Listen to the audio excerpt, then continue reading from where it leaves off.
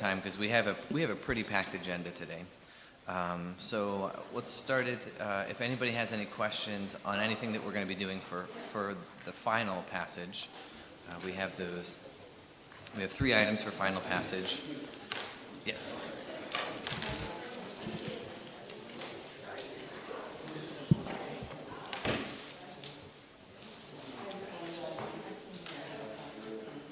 I got a couple coming right to you. What I would like to go back and draw everyone's attention to, because we did have some changes and I wanted to do some clarification, is item number 2 for final passage, and that's the landlord and rental, Article 330. It was sent out by our solicitor, just the updates, but if you wouldn't mind, Mayor, and I'm going to put you on the spot here, or solicitor check, just to kind of go over some of those updates. Thank you, Dr. Titus. Council, you'll recall we had the first reading on the landlord and rental ordinance at your last meeting. You'll recall that there were some questions from particularly the Apartment Association, and so we did meet with them, had a long meeting with them, I think, between the meetings, so last week, and we talked about their concerns. One of the concerns we heard from them was the frequency of the inspections. You might recall that we were proposing that we change the frequency. Everyone would be inspected every year, and then if you passed, you could get on a 2-year cycle. The landlords really talked about how they felt keeping the old, which was you could get on a 4-year cycle if you had 2 successful inspections, that they really wanted to go to that. I expressed to them that I felt 4 years was too long to go without an inspection. But then we discussed, and kind of the negotiation we came to was we would consider the 4-year if, when a property changed hands, the cycle started over. So what we had been talking about was that we would treat rental registration like car registration. You know, you register, but then your inspection holds even when you buy a car. But they were in agreement that when a property changed hands, everything would restart, and the registration and inspection cycle would start over. So with that concession, I felt more comfortable about keeping the 4-year cycle. That's if you pass 2 good inspections, and we agreed they would be clean on the first time. So it's not you come and you have some violations and we come back. 2 fully clean inspections, we would consider keeping that 4-year cycle. So we have changed that in the ordinance today. Certainly open to your comments, but I just wanted to give you the reasoning why we got there. We also have some thoughts that while we bring this program in-house, you know, giving us a 4-year cycle on some properties would keep the workload down a bit and give us a little chance to get ourselves going. So that is a change you'll see today. The other change that they asked for was to give them a little more time on the payment of fees. They raised a good point that our fees for registration are due around the same time that taxes are due, and that felt a lot. And so they asked whether we could push it out a bit, and so we are proposing that we push the first payment, I think, till the end of July, so that it's not hitting the same time as taxes, and just giving them a little more time. So we did make those, we are proposing those changes in your ordinance today. Thank you. Mm-hmm. Go ahead, Councilor. The solicitor sent those out. I kind of got some. Thank you. I appreciate that. And although we did settle on or have some consensus on it in its past form or current form, be that as it may, I think that in a good deal, everybody gets something. And I like the compromise. And so thank you and the association both for working diligently to, come to some understanding. I agree. Thank you for meeting with them and working through, because I think this is a great end product here. So thank you. Any other questions on this particular one before we go to another topic? If I could for a second. Yes. Council members, some of these, we're trying to save paper now, so some of them have the 6 pages resolutions and some are just a page. So it's a little confusing at first. So I might keep passing some back to you to sign. Right. That's it. Thank you, Mayor Daria. And so you felt everything was good with the changes? And I did, everything? and you know, in the meeting, they said, will you, can we talk about perhaps not moving the program, in-house and keeping it with BIU? And I basically said to them, no, we're not still considering that. I think council is in favor of the move. I feel good about it, but we're willing to work with you on some details. And to Councilor Horton's point, I think that was the general feeling. No one's going to get everything, but I think we left there feeling very good about where we were on both sides. Thank you for meeting with them and everything. Thank you. This also brings to another point that was raised during public comment last time, and I just wanted to create some clarity on that. There was a discussion around that we would be hiring several more positions, and that is inaccurate, right? 2 of the positions will be moving, so that 2 are already here. There would be 1 addition. Correct, yes. Thank you, Dr. Titus. So we are expecting that we need 3 rental inspectors to do this program in-house. We already have 1, Mr. Maggio, who already is a rental inspector. What we are proposing is we have currently 8 property maintenance inspectors. Remember, that's what we call code, but we're trying to be more cautious. We have 8 property maintenance inspectors. We are going to propose that we take 2 and move them over to rental. So we'll have 6 property maintenance inspectors, move 2 over, and now we have our 3 rental inspectors. So there's no hiring there. We're just moving people. We also currently have 2 rental clerks, which we'll need. So if there is any new hire needed, it might be for 1 additional clerk, but we'll come to you before we do that. So I want you to understand and the public to understand the budget here remains. We're not adding any additional employees at this time. Thank you. Mr. Chair. Yes. Excuse me, Dr. Titus. Yes. I'm getting better. I lost my train of thought. I would say that since those positions are like lateral movements or rebranding, there's no classification, pay class, or any of that, or will that have any impact on our budget in that wise? We are working with the union on the classification of those positions. There is some conversation that they might require a higher level of certification to be the property inspectors, but we have to work with AFSCME on that. So we will come to you. I don't expect there to be, but before we make those changes, we'll certainly come to council with the information. Because I kind of anticipate as you move forward with as we start to bring those things in-house, that there'll be a certain certifications that our employees will have to obtain, and that might lend itself to a higher classification in pay. And I want to be clear, too, we need to work closely with the union on this. As we change these, there will be bidding requirements, and so again, we're working right now on the job descriptions and the requirements. We'll share those with you when we share them with the union as well.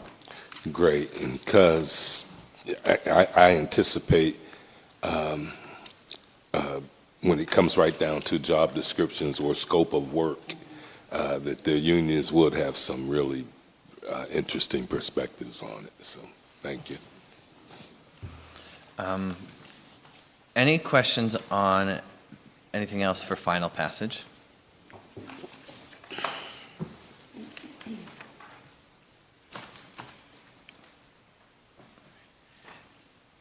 There are a few, we do have a very full agenda today. So we've got a presentation, we've got public hearings, and then we also have an executive session. So I just want to make sure everybody's aware of that.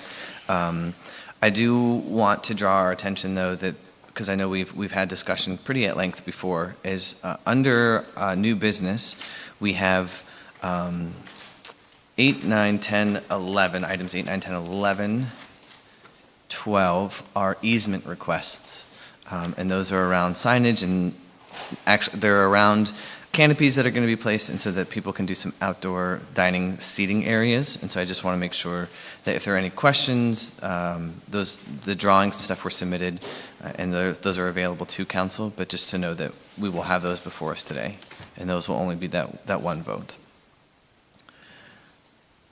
I guess my only concerns would be just that we make sure we are maintaining sidewalk access for people who use medical equipment and those who might need a little bit more space to get by, because sometimes some of the pathways are a little thin and you can't walk side by side with people. And if you need a companion to like hold your arm, it's kind of hard. So just let's be aware that we do have a large population of elderly, physically disabled, and intellectually disabled that we are continuously rerouting them, and they have their pathways set in stone. So it's kind of like we can't mitigate how we're going to reroute everybody. So let's just be aware. The other area, very valid points. And these ones where they are, they're right on that 10th Street, so they're like the 10th and State. So those are right in that main kind of stretch there. The other area that I did want to draw our attention to, that because we're going to be voting on that, is the MOU with CAM. So I'm not sure if everyone had the opportunity to go over and look through this, but that's item number 14. And I know this is something that they have been working on, the administration and CAM have been working on for several months now. And so I just wanted to see if there are any questions here or any thoughts or concerns.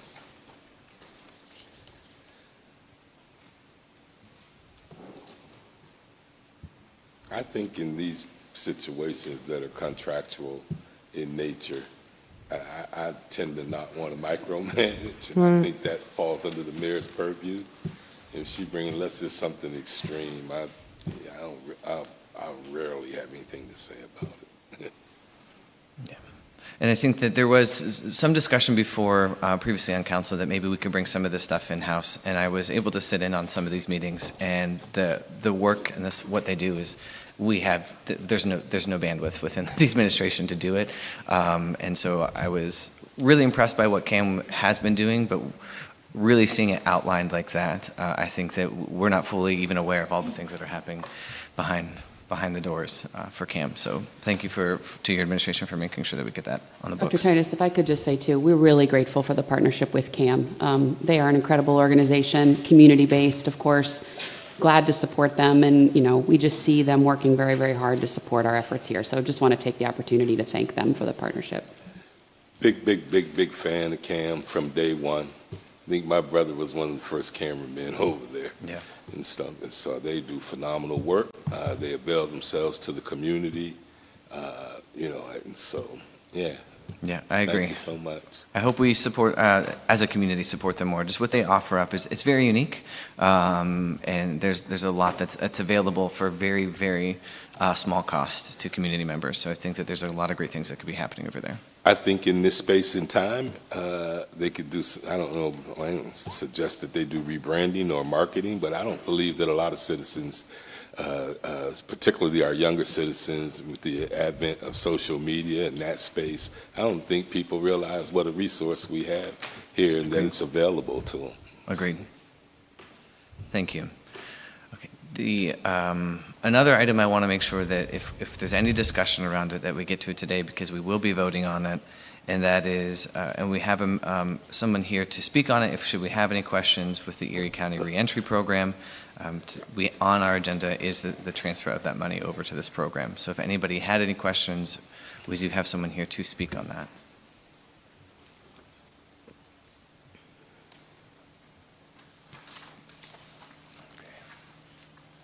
All right, then I will pause and see if and we'll go back to going through. Is there any questions then on any other items, especially for old business or new business, that will be before us today?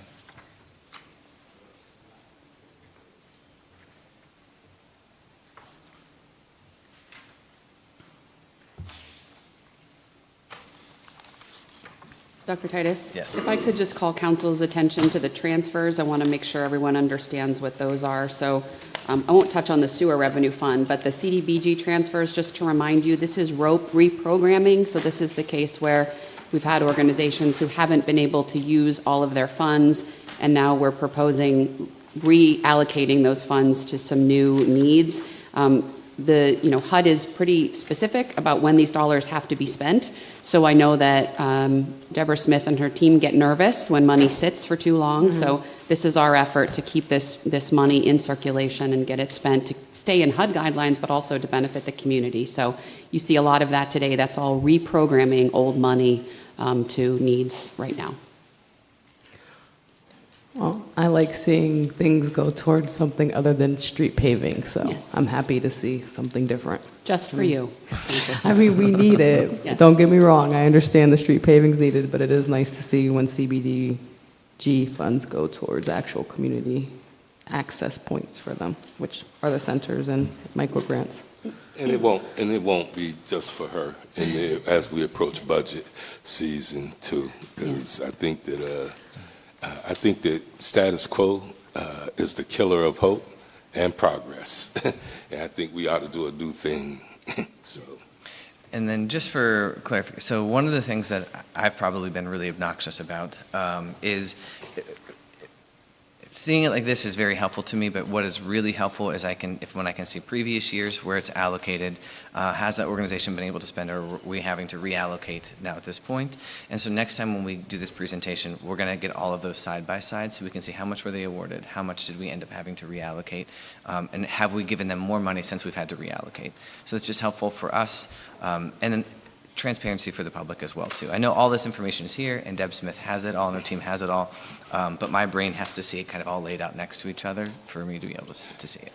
Me too, and that's really the way to do it. So you can look at the last 3 to 5 year projections, typically 3, and we should do that in all budgetary situations. As we approach budget, we should be able to look back at the last 3 years and see what there was, and we should be able to do that across the board, whether it's our pension fund or any of it. I mean, it's relative. So, Thank you.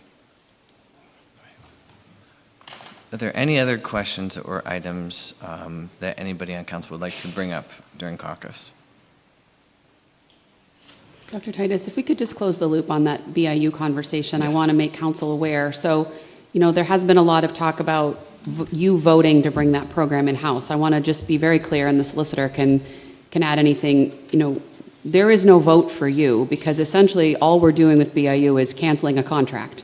But I need to make you aware that canceling that contract does require that we give them a 90-day notice. So it is our intent today, July 1st, to send them that 90-day notice so that we can begin bringing this program in-house as of October 1st. But I want to say to you, if any of you are out of, not in alignment with that decision, if you have concerns about it, I need to hear that from you, because there is no vote, and I don't want council to not be aligned on this decision. So if any of you have concerns, I'd love to hear them, because otherwise it is our intent to issue that notice this afternoon to BIU. Correct, Solicitor? Yeah, that's correct. And then just for a little clarification, so BIU provides 3 or 4 different types of services to the city. The only part of the contract that we would be eliminating is the rental inspection part of it. So they still would do the other 2 or 3 things that are part of that ongoing contract. So We'll just- have together 2 or 3 things. They help us with the planning, reviewing plans for like saldo submissions. They also do the mechanical inspection. So like we have a plumber on an electrical inspector, they do the mechanical inspections. And I think there might be they may look at drafts of stuff. Okay. But the rental inspections is kind of the key thing that's been the focus of all the planning that the mayor and everyone's discussed the last couple of months. Yeah, they do all plan review for all plans in the city of Erie, so that doesn't change. And then, as the solicitor noted, mechanical, they also back up our plumbing inspectors if they're out or overwhelmed. So we're not requesting any of that be changed, just the piece about rental inspection. I think, I'm sorry. Sorry, not do you have a number for that we would be paying them out for those inspections, or are they? They case bill by us as case? they go. Okay. Yeah. So it's a month-to-month contract, and they bill us as they go. Right. So the 90 days would be saying, as of a certain date, their service, that way we don't have to owe them money for anything. So they would just get paid for what they've actually done. Okay. So there's no penalty clause or anything like that. And they should maintain, at least they've been present, the mechanical aspect of it because of all of the difficult certifications and all of the educational requirements. And I just would like to say, reiterate again, the contractual stuff I don't really want to, I get, that's the mayor's purview. I've worked with colleagues in the past who've kind of, so I'm really, really appreciative of the communication that you have with council and the open doorness of it. I went through 4 years of not having that, and so I know what that looks like as well. And so anything that comes down, whether it's police, fire, we're not trying to overreach or overstep, and we're grateful that you don't as well. Okay. Any other items that we would like to review? We've got about. I just Go wanted ahead. to make a comment. I know you and Mayor Devlin had both reached out to me asking if I had been notified of any changes with the meeting for the parking authority, and I had not. I honestly don't think I've gotten an email from them in the new year since the new administration took over, and we started putting pressure on coming to a meeting so that we can go over that contract that's been, expired for 5 years or so. So as the liaison, I barely had communication with them, but it was because of their time of it being an 8 a.m. meeting and then them sending you the agenda the Friday before, so you can't really get much questions asked or answered before their Tuesday meeting. I think it's intentional that way, but I've said that the last 4 years that I've been on council, as I've sat on and off of their authority, that it's not very workable, our relationship. We just kind of hear what's going on and we just sit there in the background. The last time I made it to a meeting, they were going over which truck to get Mr. Friday, which was last year around October, November, I want to say, and I'm not even sure which truck they decided on because it never came to the next meeting on what was going on. So it's a very interesting relationship, but I do know that they owe the city a lot of money, and with our deficit issues, we need to collect, so, And again, I don't have to tell all of you, I came in the door in January with those concerns, and I'm proud of myself for really being patient because it is intentional. I might have been born on a Wednesday, but it wasn't this morning. So it is very intentional, and we should be equally as resolute. And we should be intentional too, and the onus should no longer be on them. It's on us, because people we teach people how to do us, and we've allowed this to go. The past administration, because I don't know how to just skirt around it, but the past administration has allowed that to go on far too long, and shame on us if we get into this rhetorical conversation back and forth without any concrete measures being taken while we have a $12 million deficit. And the fact that, and I wanted to bring that up, I didn't want to bring it up here, but I like sunshine, I love it and stuff. And so they do, I feel they owe us some money, a substantial amount of money. They're still performing city services on our behalf. I get that they're an autonomous authority, but that's got to stop, not like now, but like right now, before we go into another budget year. And the only way, the only way I knew about the meeting being rescheduled was through the classifieds. They posted it, I happened to be looking, because I usually do, at the classifieds and saw the rescheduling of that meeting, so I passed it on to council, so that's not. Last I checked, they still were an authority under the city, and they were still founded by Erie City of Erie Council, and so I get the autonomy and all that, but the buck still stops right here. Yeah, and we should do our job. That's on us. Received.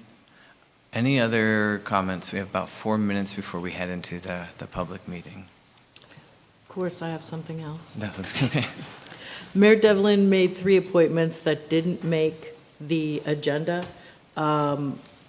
She's appointed Laura Gunchin to the Port Authority, Janessa Norton to the Port Authority, and Neil Singh to the Urban Forest Committee. If you want to see their resumes, these will go in the minutes.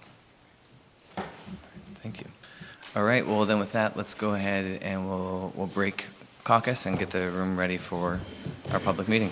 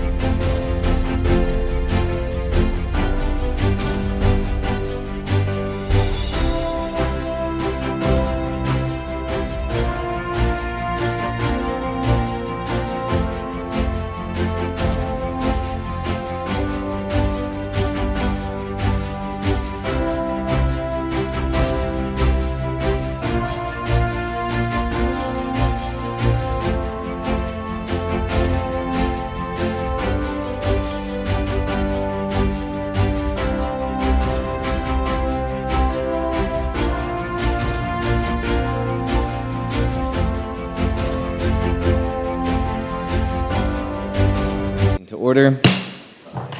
Roll call for the city council meeting of Wednesday, July 1st, 2026 at 9 a.m. Councilmember Titus. Here. Councilmember Brzezinski is absent. Flores. Here. Horton. Here. Pohl. Here. Shaw. Here. Troop. Here.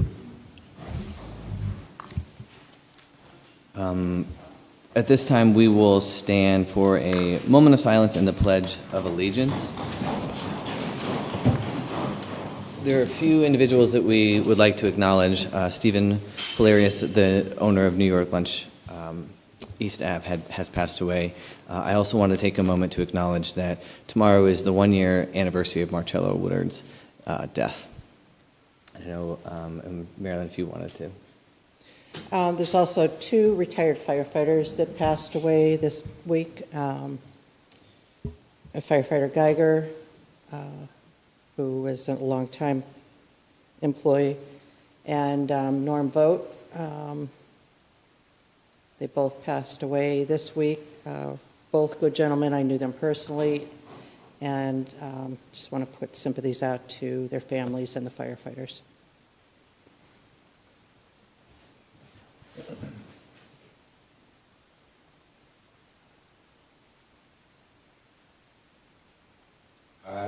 Pledge allegiance to the flag of the United States of America and to the republic for which it stands, one nation, under God, indivisible, with liberty and justice for all.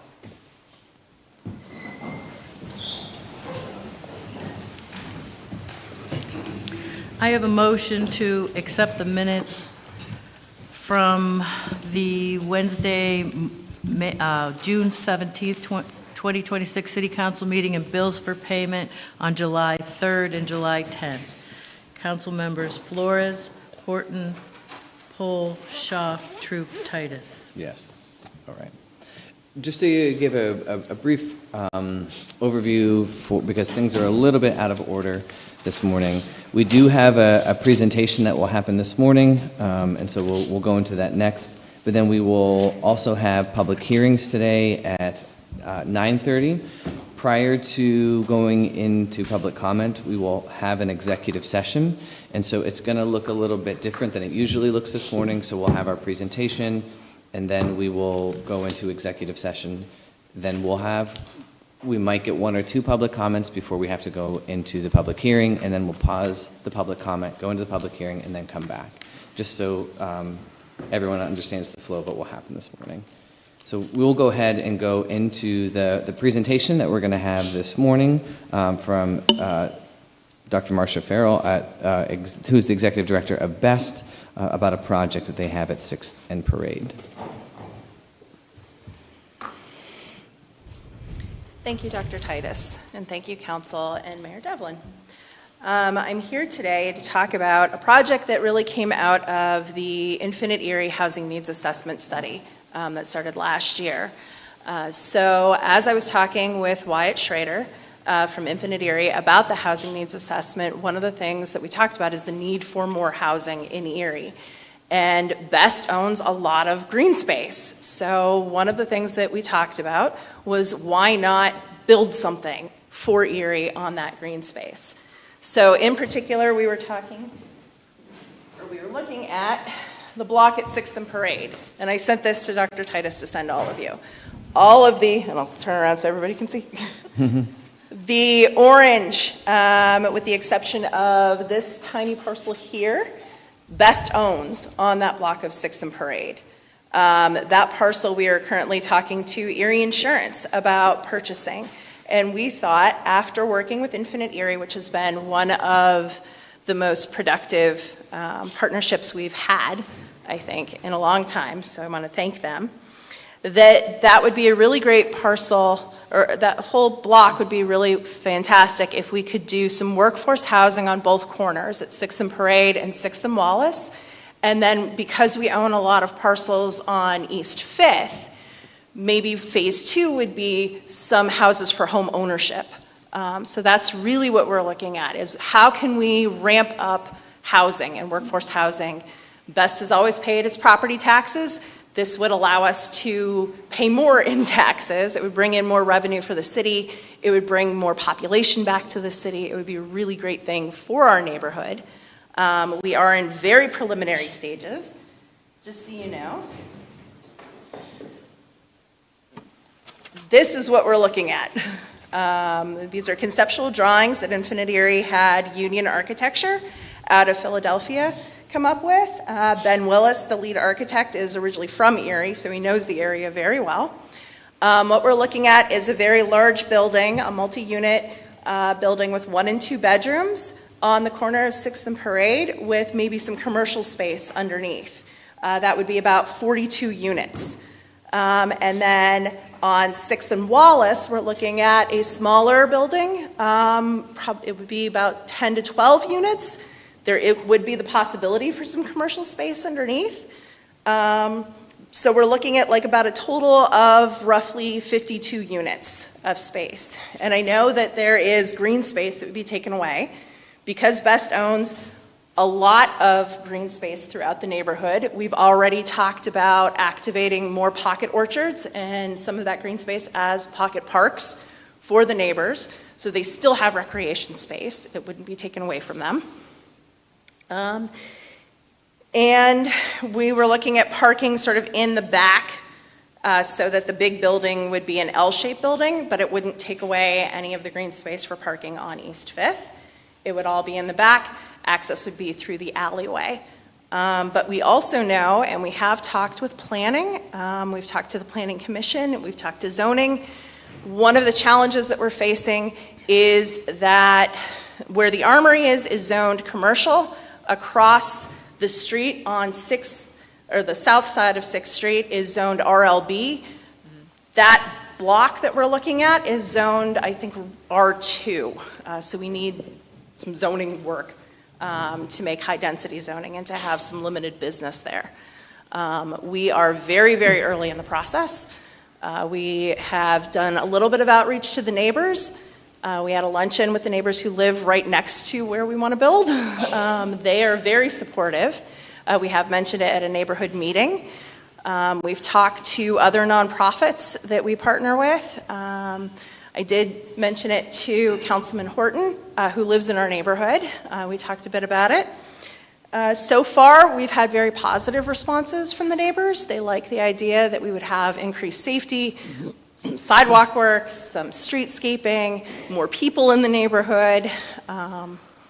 And we recently sent out an RFQ last week to see if we could find a co-developer to work with us, because we are looking to pursue LIHTC dollars for the bulk of the capital stack. And we don't have the capacity to apply for LIHTC on our own.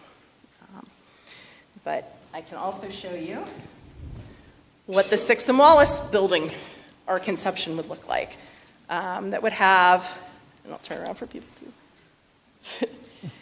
The idea that we were thinking about conceptually is that it would also have like outdoor balcony and porch space for everybody to bring back really a porch culture for that neighborhood. So that's about where we are. I wanted to give you a heads up. If you have any questions, I'm willing to answer.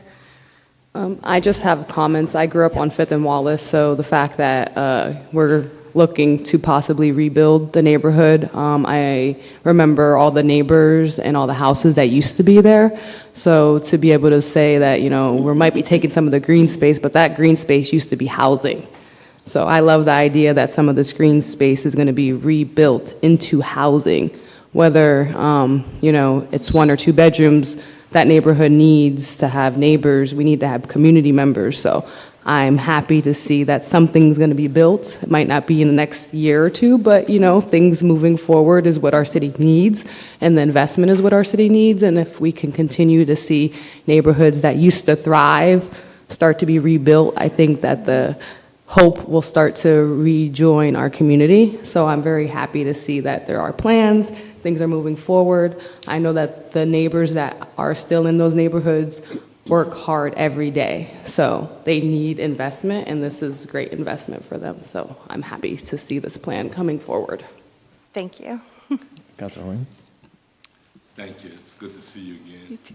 And thank you for meeting with me and presenting project, which I'll preface my remarks by saying I wholeheartedly support.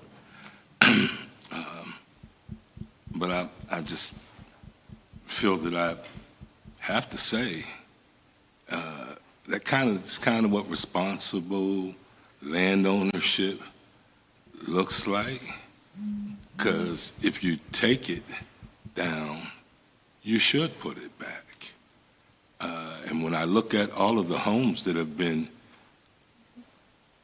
for the sake of progress, whether it's 150, 200 homes to drop Gannon's football field in the middle of a neighborhood that doesn't pay taxes, those come off the tax roll, or the Bayfront Highway, where they've called the sack and took maybe 500, 600 houses that were on our tax rolls.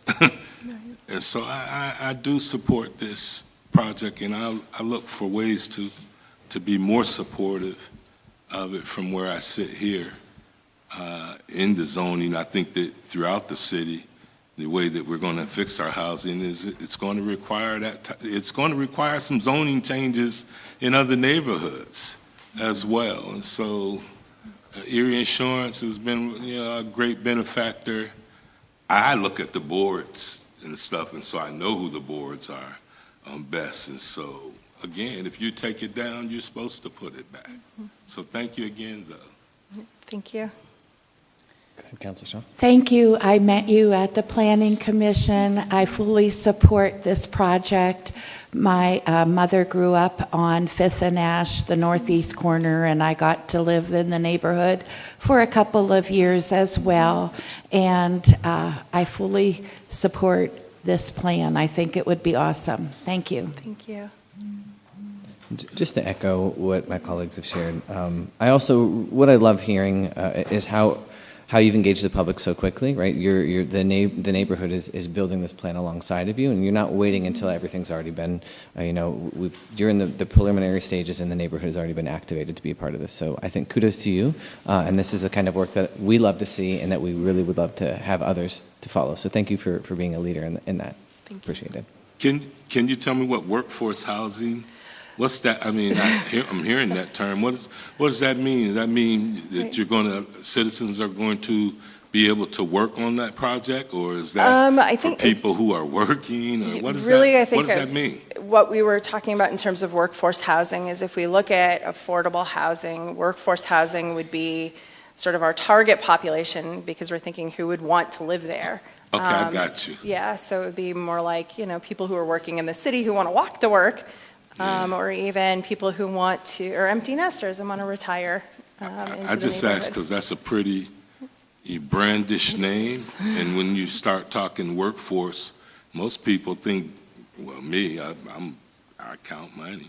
Most people think workforce dollars. Right. When I automatically go to capital stack. How are you going to pay for it? So when you say workforce, is that probably a more? It's kind of. I think the term before used to be not yuppies, but young professionals.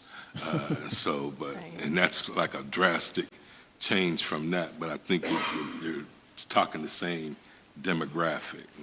Yeah, I would say, probably young professionals, empty nesters, because we were really trying to look at who would want to live there. Who would benefit the most from being able, like I said, to walk to work. And it is right on the bus line too, which is nice. And to your point in our discussion, I think a unique distinction about it is that there will be different levels of cost for housing.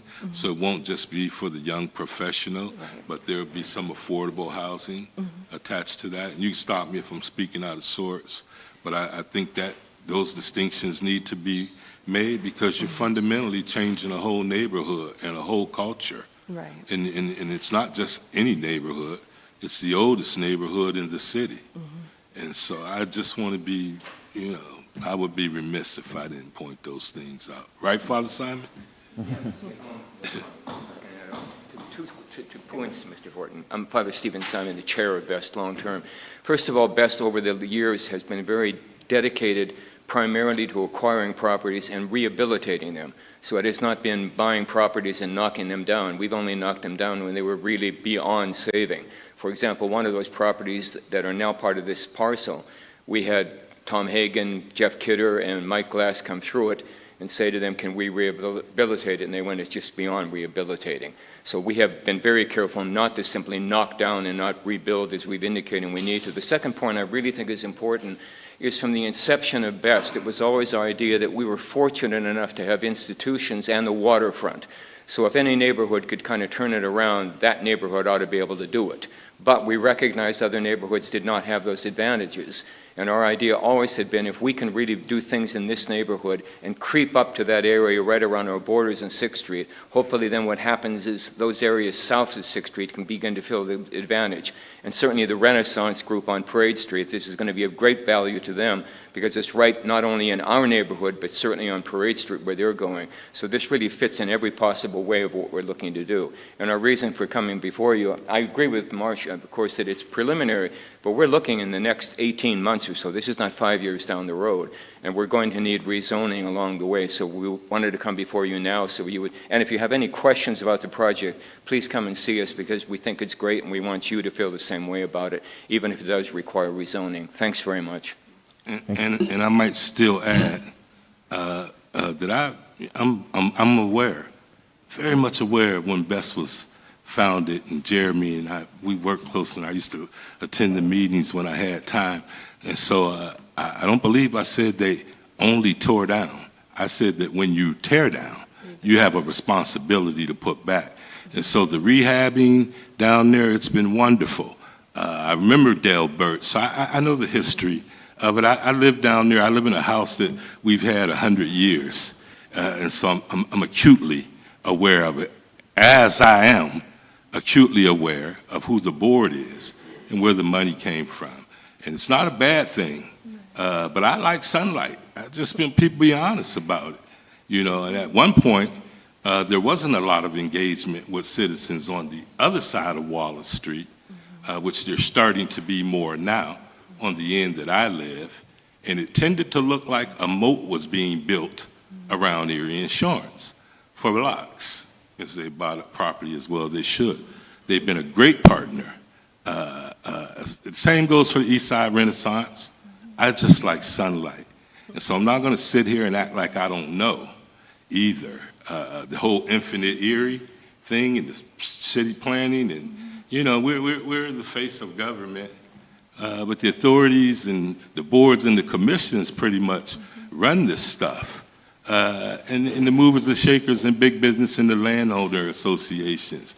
And so I don't want anybody to be offended by my comments, but I'm fully aware of how BEST was founded, started, and what it looks like even today. Thank you. Any other comments or questions? All right. Thank you so much for coming in. We appreciate that. Thank you. At this point, we will ask if anyone is here on a repository sale. Is anyone here on a repository sale? Is anyone here on a repository sale? I think we've timed this, not to jinx us, pretty perfectly for us to now break into executive session and come back in time for the public hearing. So at this point, we will go into executive session to discuss sale of property and potential real estate. Thank you.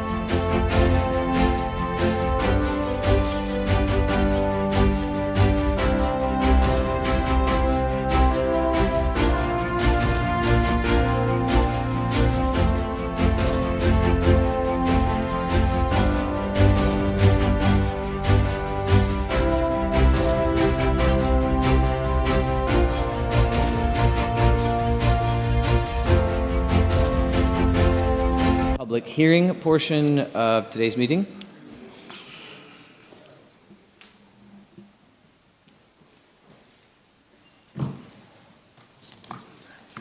City Council resumes the meeting at 9:30 a.m.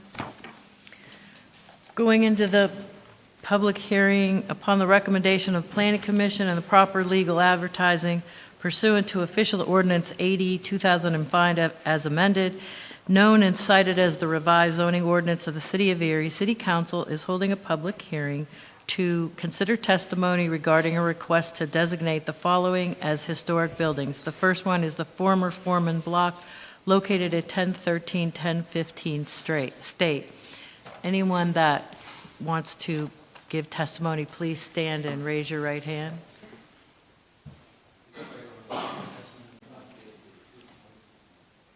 I do affirm. Mr. Falcone. Members of Council, I'm Matthew Falcone. I'm the Cultural Resource Manager for the City of Erie. Earlier this year, we received a nomination for the Foreman Block. This nomination was initiated by the owner, and as a reminder, comes at no cost to the city. Pictured here is the Foreman Block, which is two buildings that kind of visually serve as one. Oh dear. It's going to be a very long day. I believe that we are in need of a new battery. Would you? It's on. It's just not functional. It is AAA.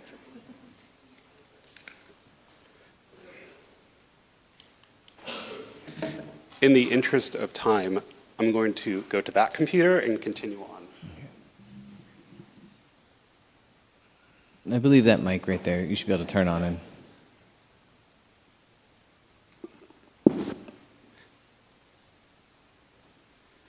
Oh, this is a much nicer view. No offense. No. This is the Foreman Block, a picture from the 1970s. You can see that it served, and we'll talk about this in just a moment, as the home to several prominent businesses here in Erie. To date, this was looked at by the Historic Review Commission on May the 4th, who determined both that there is reasonable cause for this to be considered a historic landmark, and also they provided a positive recommendation to you, Council. There was also a public hearing before the Planning Commission, also in May, and they, as you'll see, also provided a positive recommendation. That brings us here today to the public hearing. The property is located at 1013 and 1015 State Street in Erie, and that is in an overlapping neighborhood district, thank you, with both the Erie Downtown Partnership and the Erie Downtown Development Corporation. Both organizations were notified of the nomination and provided their support. You'll see here that the resource is bounded in red and stretches the entire block from State Street to Commerce Street. A few site photos. This is the view from State Street.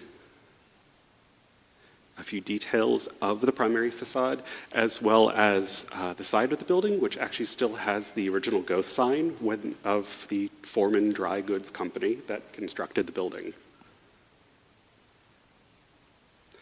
You'll see here the earliest known photograph of the building. I know it looks very different to us today because the Renaissance building is to its left, but the resource is bounded there and marked in green. This photograph we think is early 1900s. A little bit about the building itself. As I mentioned, it was constructed by the Foreman brothers. It was originally envisioned as kind of three different functions on each floor. The first floor was all store space, and so people would be able to go in and buy goods. The second floor was meant as temporary office space.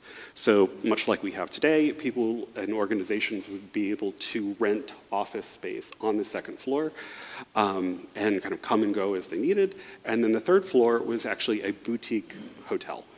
There were several rooms that people from primarily out of town that were either working with those businesses or just wanted space that was outside of a formal hotel would be able to rent. In 1911, the building was acquired by the Winter family, who were the proprietors and owners of the Winter Piano Company. They were the longest owners of the building. They held it until 1981, in which it was acquired by divided ownership and then acquired by several other members. Today it is owned by one person. You'll see here that over time, the piano company continued to maintain the original function of the building. So they sold pianos on the first floor. The second floor, as you'll see, they used actually as radio space. And so they would have concert recitals on their pianos that were broadcast to folks in Erie. People would be able to listen to these piano recitals, on their radios and go and buy a piano if they wanted to from their store. After that, its function changed several times. It was eventually became a furniture sales store, and then today it's primarily a restaurant. Here you'll see a couple different images of the storefront and how it's changed over time. The Winter Piano Company functioned primarily on the southern side of the building, and you'll see it had a really ornate Art Deco facade. It was interesting that in one of the commissions, there was public testimony that people will remember the facade of that building and the kind of water feature that was built into it, which was an interesting bit of history we weren't able to capture through research. In the architectural survey that the city conducted in 2025, this resource was recommended to be listed on the National Register of Historic Places, primarily for its architecture. And here you'll see the inside of the building. What we have is a view of the second floor. So these would have been the office spaces. Although it looks very kind of turnkey, as if someone had closed the door, and it kind of largely looks like it would have upon original construction. It's fairly rare to have this kind of what we call historic integrity. I know that there is work that needs to be done, especially with plaster. The owner is very committed to its restoration and rehabilitation and use of the second and third floor of that building. Again, the HRC found that there was reasonable cause for the Foreman block to meet the qualifications to become a city landmark.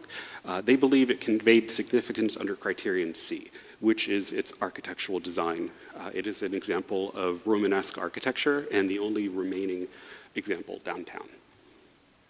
Also, the Planning Commission found that its listing would be consistent with the city's comprehensive plan, the established neighborhood plan, and the historic preservation plan. What was particularly interesting is that while we were going through all these different plans, there was an image of a resource that no longer exists. On the pavement, what you'll see up in the right-hand corner, the Winter Piano Company was tiled in, has since been lost. So it was very interesting to see that part of our plan actually has part of this resource in it, and captured and will be integrated into the nomination itself. And that is all I have for you for the Foreman block. I'm happy to answer any questions that you may have. Council, do we have any questions?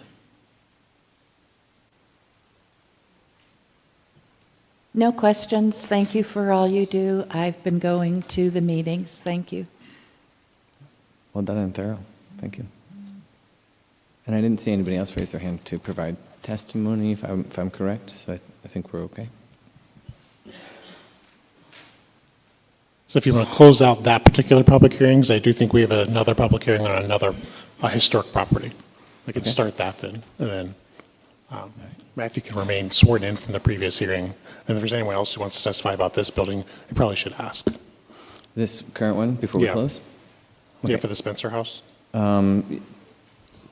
So we're closing this part of the hearing is closing. We're going to move into the second part of the hearing. Okay, so if anybody then would like to be sworn in for the second, we're going to be moving into the second hearing, and then I will stop talking and let those who know how to do this properly talk.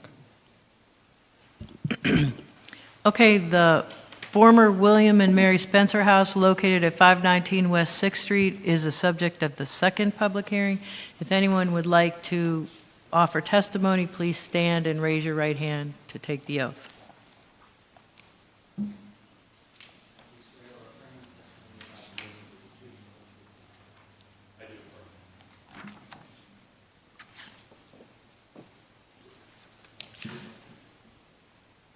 more technical issues, so I will remain seated for this one as well. Council people. Again, we received, the city received a nomination for the former William and Mary Spencer House earlier this year. Pictured here are the original blueprints for the building, which date to the late 1800s. They are courtesy of the owner. Again, this nomination was heard before the Historic Review Commission in May. They both found that there was reasonable cause and provided a positive recommendation for the building's listing. There was another public hearing before the Planning Commission, also in May. They too, by unanimous vote, found that there was, or provided a positive recommendation to City Council for its listing. That brings us today to this public hearing. The resource is located at 519 West 6th Street in Erie, Pennsylvania. This is in the R West Bayfront neighborhood. They were provided both a nomination and provided their support for its designation. You'll see here that the resource is bounded in red and faces West 6th Street. I think some images of the resource, which is fairly iconic within the city.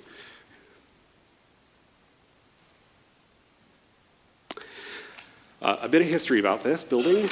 It is connected to one of the oldest families here within the city, the Spencer family, who were instrumental in founding the First National Bank of Erie. It was actually his son, so pictured here is Judah Colt Spencer. He was the one who built this house for his son as a kind of wedding present. The wedding didn't turn out as he had imagined, and so the house was constructed in 1871, but William was not married until 1880. So William Spencer married Mary Dupree, and they were the first and kind of original inhabitants of the house. They made some changes to it upon moving in. In 1885, Judea Colt Spencer passed away, and then William assumed the head of the bank. He was also a bit of a technocrat. He was involved in lots of different businesses and industries here within the city. Was very much, I think, how we look at kind of business processes. That was his interest. What was particularly fascinating, though, was Mary's story, which is very much underrepresented. Both were very prominent members of their church, the Presbyterian church down the street. They often used this house for church functions and socials, and the lawn was, you'll see in kind of the social pages, that they would invite members of the church in for coffee. And she was also very prominent in founding different aid societies. And so she would invite women's clubs and women's group to her house. And during World War I, they were very instrumental in providing needlework. So they would knit pillows, they would knit blankets, and send them over to primarily French cities that had been devastated during World War I.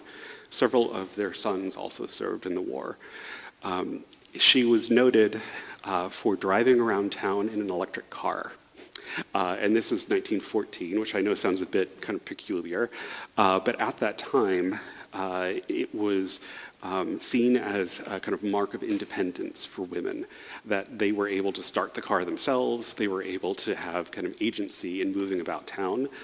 She was also very instrumental in the early suffrage movement here in Erie, inviting and using her house as a kind of platform for speakers to come and talk about women's suffrage. She outlived her husband. William passed away in 1920, she passed away in 1930. Most of that time she spent traveling, and so we see lots of different travel logs, her going to different places around the country and inviting people in, again, to her house. The house stayed within the family, and it was their descendants that lived in the house until 1991, late 80s. In 1991, the house was purchased by Keith and Patricia Hagenbush, who converted it into a bed and breakfast. It was sold to the current owners in August of 2018, and they are the ones responsible for bringing this nomination to us today. Their apologies for not being able to make it. They're running a business. They wanted to reiterate that this is not only Erie's only bed and breakfast, but the oldest. And here you'll see there's, related to this property, the image on left is a view of State Street. When State Street was redeveloped in the 1960s, we lost a lot of architecture. But the Spencer family was responsible for taking the facade of their bank, which is kind of on left, and then moving it over to what you'll see here. I think it's behind 23rd Street. So they wanted to basically save what their family had worked to. So we have a building that was basically on State Street that was moved to another part of town. It's just, I know in this past year, we've all kind of marveled at moving historic buildings in the city. Thought it was particularly interesting that we have a long history of that. In our architectural survey that was done in 2025, this building was identified as being important and also being part of a larger historic district that exists on the National Register. And to go back to the HRC, they found that there is reasonable cause that the William and Mary Spencer House meets the qualifications to become a City of Erie Historic Landmark under significance for criteria B and C. B and C is that it was related to people who were significant to Erie's past, so in this case, William and Mary Spencer, and that also it embodies a specific architectural style. It's Second Empire with stick finishes. Also, at Planning Commission, they found that we're double slides here. Planning Commission found that they recommended that the building be listed because it's consistent with the city's comprehensive plan, established neighborhood plan, and historic preservation plan. It's a very complex history. I don't think, as much as the nomination itself tries to capture all of these different components of the family and people in the house, there's a bigger story to tell here. But I'm happy to answer any questions you may have, and thank you for your time. Any questions from anyone on council? Yeah, thank you, Mr. Falcone. We're getting ready to celebrate US 250. So every time we start talking about historical stuff and historical buildings and historical landmarks, whether they're a school, something in a cemetery, or in this case, a historical house, I'd be wanting to know, because you gave us a lot of information on them as it pertains to the house. And you said they fought in the war. I don't know what side of the war they fought in. I have no interest in honoring, and I know we're just talking about the house and the integrity of it and the historical, but I have no interest in honoring any Civil War, any slaveholders, or anyone affiliated with it. And so when we bring these historical things, because I'm sitting up here Googling trying to see what. I mean, it'd be nice if y'all include that information as well, so that everyone can make an informed decision, including myself.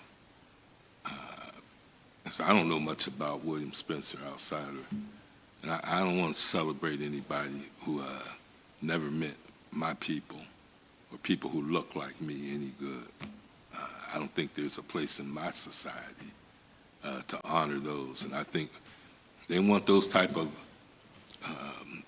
buildings or monuments, then they should take it back down to Richmond or South Carolina, wherever they put it. I don't even think it belongs there, because we won the war, although it started again. But would that be an issue? Or is that an overreach? Or is that something that I need to do on my own?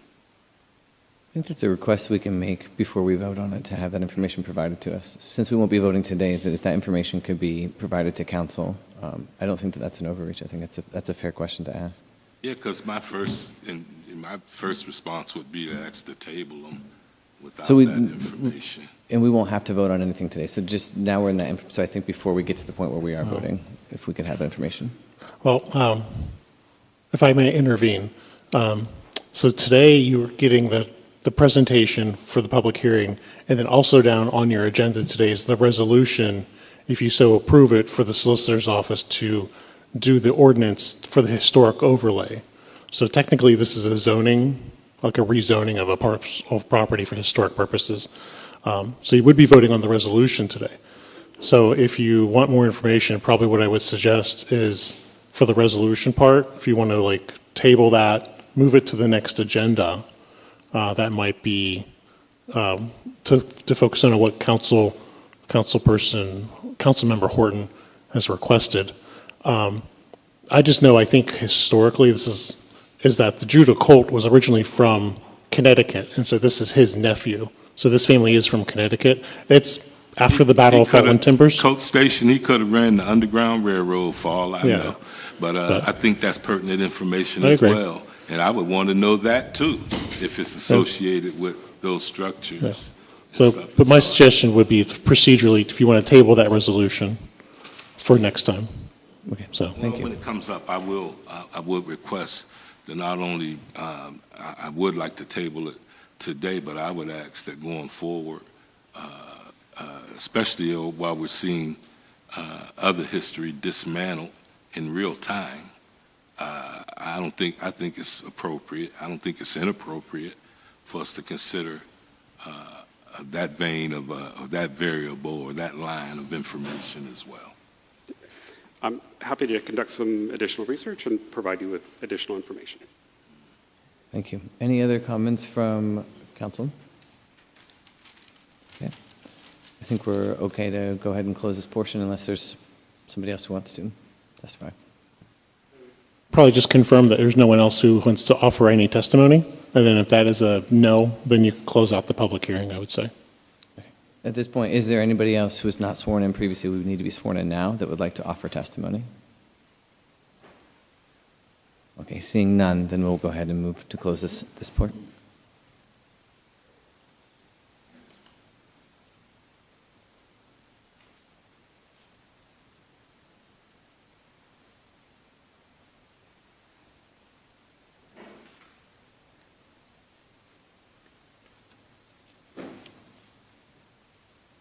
Are we okay to go ahead and move forward? So the core reporter, you're free to go, and I think we can go into the next section, which I believe is public comment. Okay. So at this point, we will move into public comment. I do want to acknowledge that I know that there are just the comments and I think outreach that we've received, that sometimes it does appear to be very disjointed with how a meeting flows. Unfortunately, this is still the only opportunity we have to conduct all the business parts of it, and hearings have to be held, and we have to publish those. And so I know that there is very heavy topics we need to bring up today, and this is the platform in which we do it, and it's also the platform in which we still have to conduct the city business. So I just wanted, before we go in there, to acknowledge that it does feel disjointed, and I know it will feel disjointed from what we're going to hear from the public today, and I just wanted to acknowledge that. So at this point, though, when you come up, there will be a sign-in sheet that's over here by the monitor. We've moved it so you can sign up, make sure you get signed in, you're writing your name, and then you're clearly stating your name for the record in the municipality, and you will have 5 minutes to speak, and that will be timed by the clerk. And so once you hear that timer, if you could please be mindful so that we can acknowledge and get to everyone here. And at this point, whoever would like to come up, and we will begin the public comment section. Yes, I'm Nick Pallotto, P-A-L-L-O-T-T-O. No relationship to the Pennsylvania Lotto. It's an extra L in there, and no money. So I'm here to ask that the council draft a letter to the two senators we have and a congressman in relationship to the petition that I've started to reopen South Erie Post Office. It's currently closed. It's been closed since October. They took the glass out of the front of the building, and as I talk with the workers, they say there's no contract to put it back. And as you go online, you find out that there's no contract to refurbish the inside of the building. And so the petition I have is to get the post office reopened. And I would ask that in the letter that you send to the two senators and the congressman, and maybe the postmaster general, you include that the mail for Erie should be sorted here in Erie. not transported down to Pittsburgh and sorted in Pittsburgh and then brought back up. That day down, day there, and maybe 2 or 3 days to sort has taken us all out of whack. We have a post office on the north side here at State Street. We have a post office in 38th Street. We have a post office at Legion on the west side. We're missing the post office on the south side. The elderly that are there, the veterans that are there, the people that walk over to do their mail are being denied. It's a service we're being denied. And I would ask that the council draft a letter to these gentlemen indicating that we would like the South Erie Post Office reopened with the sorting equipment that brings the sorting of mail back to Erie. And if you would like me to work with the clerk or someone on the council to draft that letter, I'm available. And I'm trying to keep it to 5 minutes, so any questions that you have, I'd be willing to answer here or separately. So we don't, at this point, this is more of your opportunity to share information, so we typically don't ask questions back to keep it that form, but thank you. Okay, but I'm available for after your meeting. I have a petition in the audience that's being filled out. What happened with the first 2 that I got filled, and I took to the senators' offices and the congressmen and said to them, this is going to continue. We want this open, the citizens. But I think if the council gets involved in that, that's another thing that's going to gain the attention of these representatives. And they're going to have to say, oh, we got to do something. No contracts have been put out for refurbishing the inside. The roof was damaged. It's been repaired. It had mold. The water damage that went in did extensive damage to the inside. I haven't seen it. That's what the iPad, that's what the computer says. So it's going to take time to refurbish it. Why not do it right? Get our equipment that was taken out in 2020 that sorted the Erie mail. Get it back here in Erie. So I'd ask for those 2 items in the letter. And thank you very much. Thank you.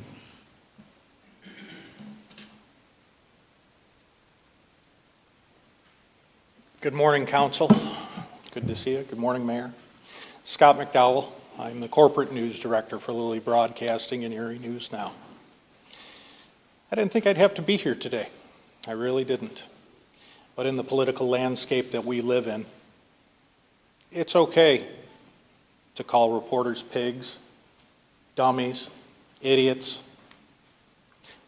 Just didn't see it would devolve to a point where it happened here. And I'm kind of disappointed that there's an empty seat at your council this morning, but I'm hopeful that he's watching in.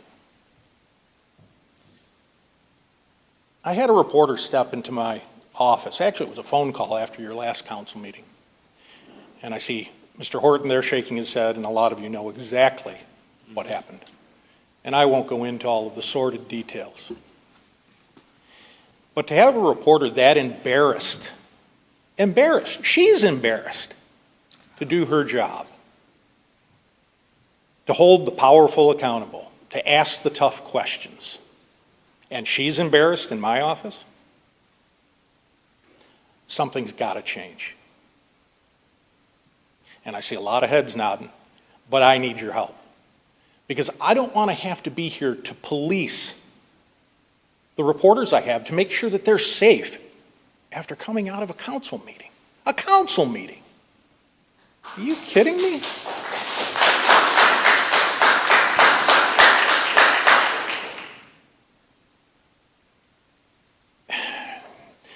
I've taken the time to really think this through. And I called your councilman, who had no recollection of saying anything. But let me turn around and show you Amanda Post, and our news director, Philip Ward. These aren't little girls. They're polished professionals that come here to do their job. And it might not be okay in Washington because you get your credential revoked or whatever else to say anything if you're called an idiot or a pig or anything else. But you be damn sure here I will. You want to ban me from coming in here, that's okay. But treating our people that way? Guys, I need your help. I need your help. I'm going to have a staff meeting this afternoon, and you know the one recourse I have? I've got a lot of young journalists, and the one thing they're going to be taught and trained to do, I've done this a long time, I record everything. So now you're in the uncomfortable position of our reporters telling you nothing's on the record. Because we're going to record everything. Every step, everything out of this building, all the way through. It's left me no choice. And then I asked for an apology. And you should have heard that ham-handed mess, which brought me here again to this point. So I'm asking, I'm happy to help you write a code of conduct. I've worked in Buffalo. I've worked in Birmingham, Alabama. I've never had to do this. I'm happy to help you write a code of conduct. Our gentleman at the end here will get our cease and desist letter from ever talking to a reporter like that again. To know that they have to question themselves and how they look? Are you kidding me? That's got to stop, guys. That's got to stop.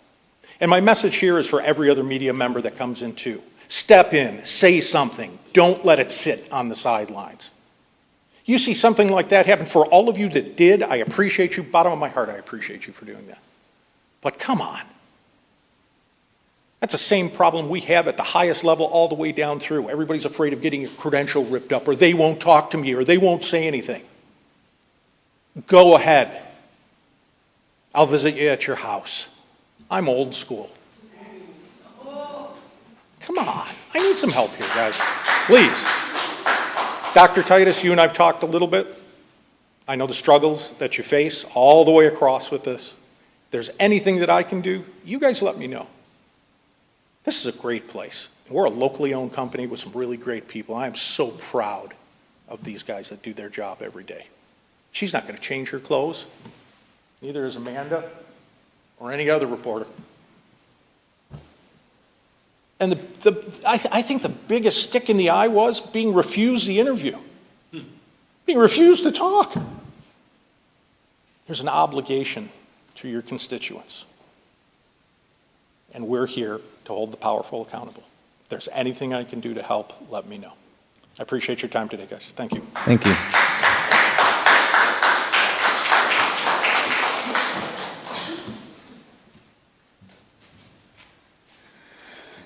Michelle Doveshaw, Erie, Pennsylvania. Justice Fratello. Before I do my speech, I just want to say I really don't think you need to release this money. I talked to a county councilman last week when I asked him if it was going under the public defender's umbrella. He said, we're not sure where we're putting it or if it's going to be a standalone in the county.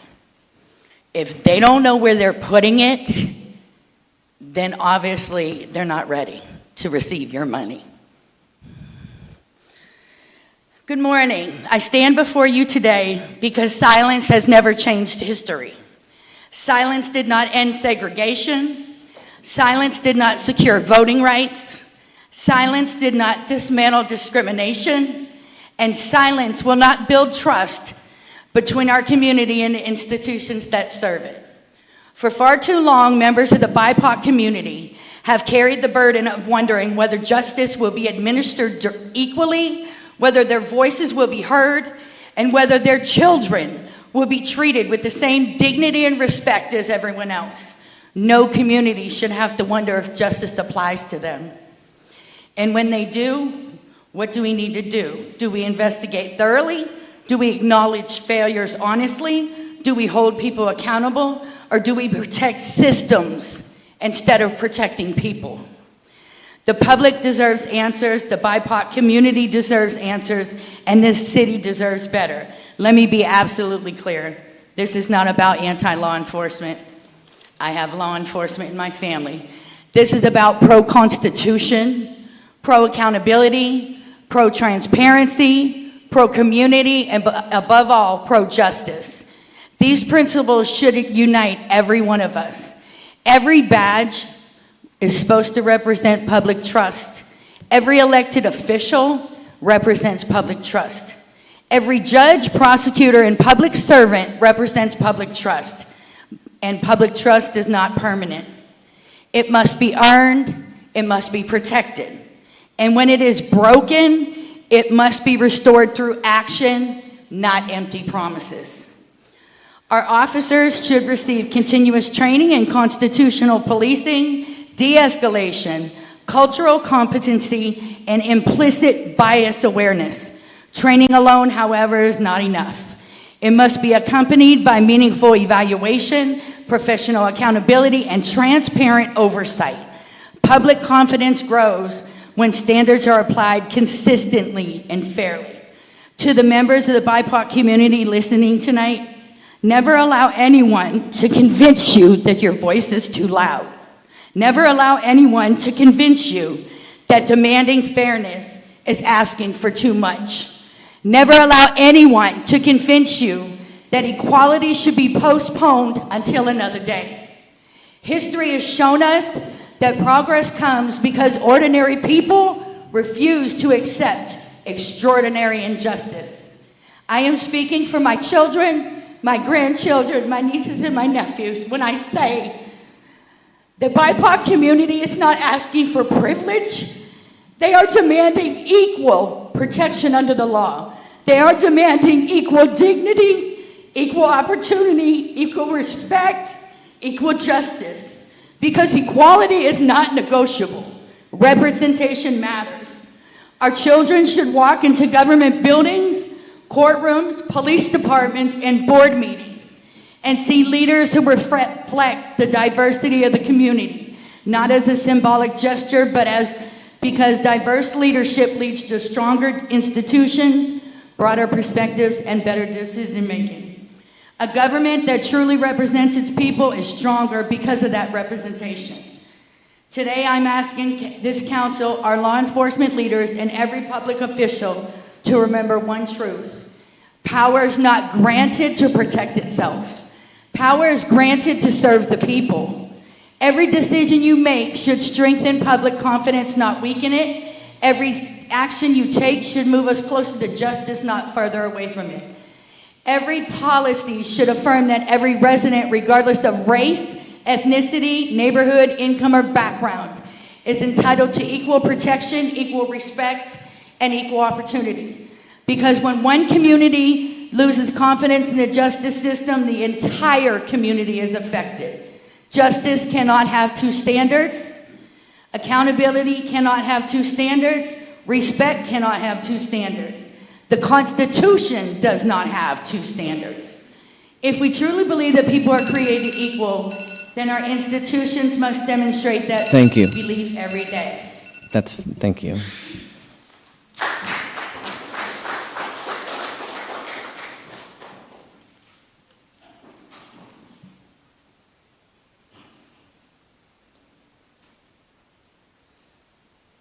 Good morning. My name is Malcolm Pulliam. I'm from Erie, Pennsylvania.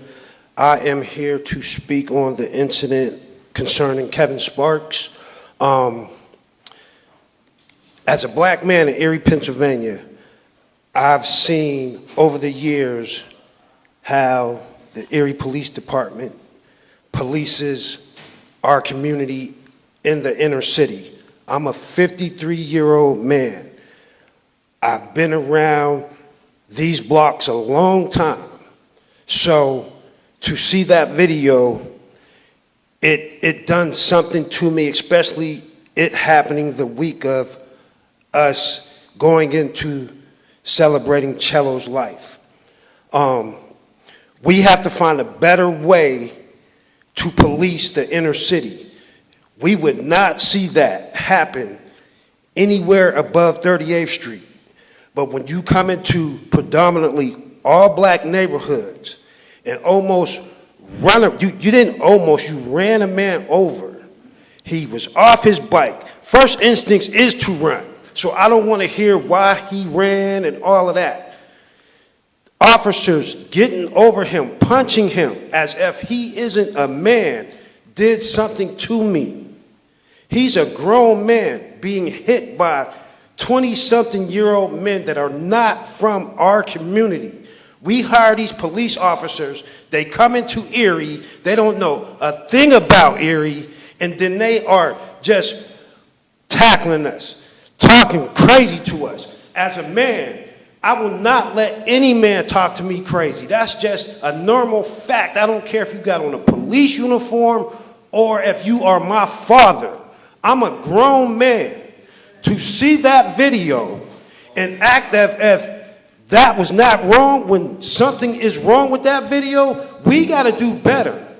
I'm willing to work with any police officer to help bridge this gap because a regular diversity program is not going to help. Y'all need real black men, real white men from the inner city speaking to these police officers before they even go out into the community to police. We need people to police at this point. I have grown men's sons. If they were to do that to one of my sons, I don't know what I would do.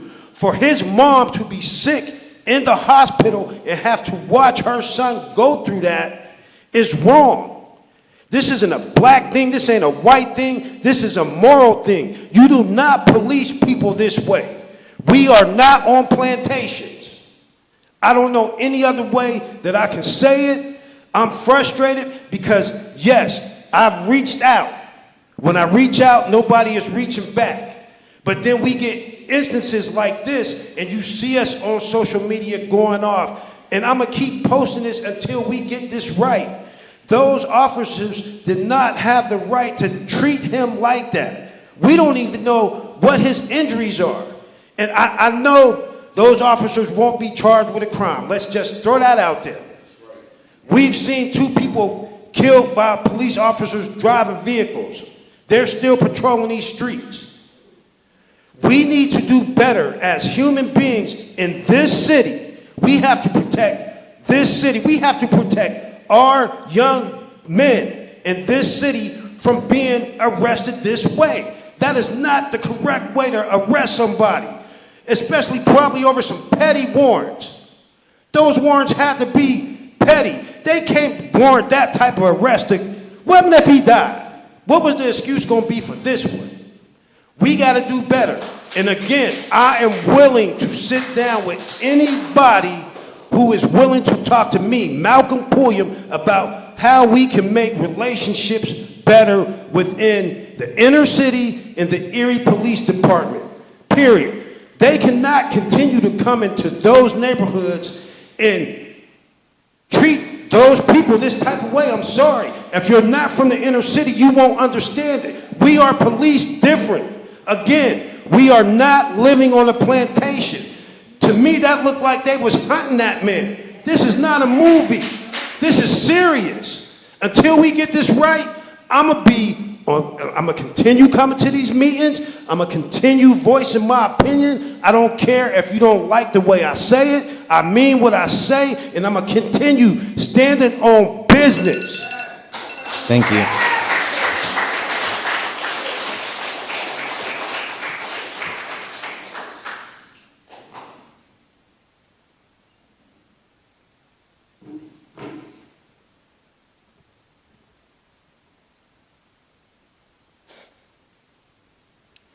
Jared Stashevsky, Mill Creek Township specifically. I would like to say justice for Cello. It's been 1 year since many of us have been coming to these meetings. And I would like to say, Mayor Devlin, we had some progress on the review board, but then we were told to kind of drop it, and I haven't heard you talk about it since you've taken office. So will you start to do that and help us, or is it going to be kind of like thrown under the rug type thing? Will you do it?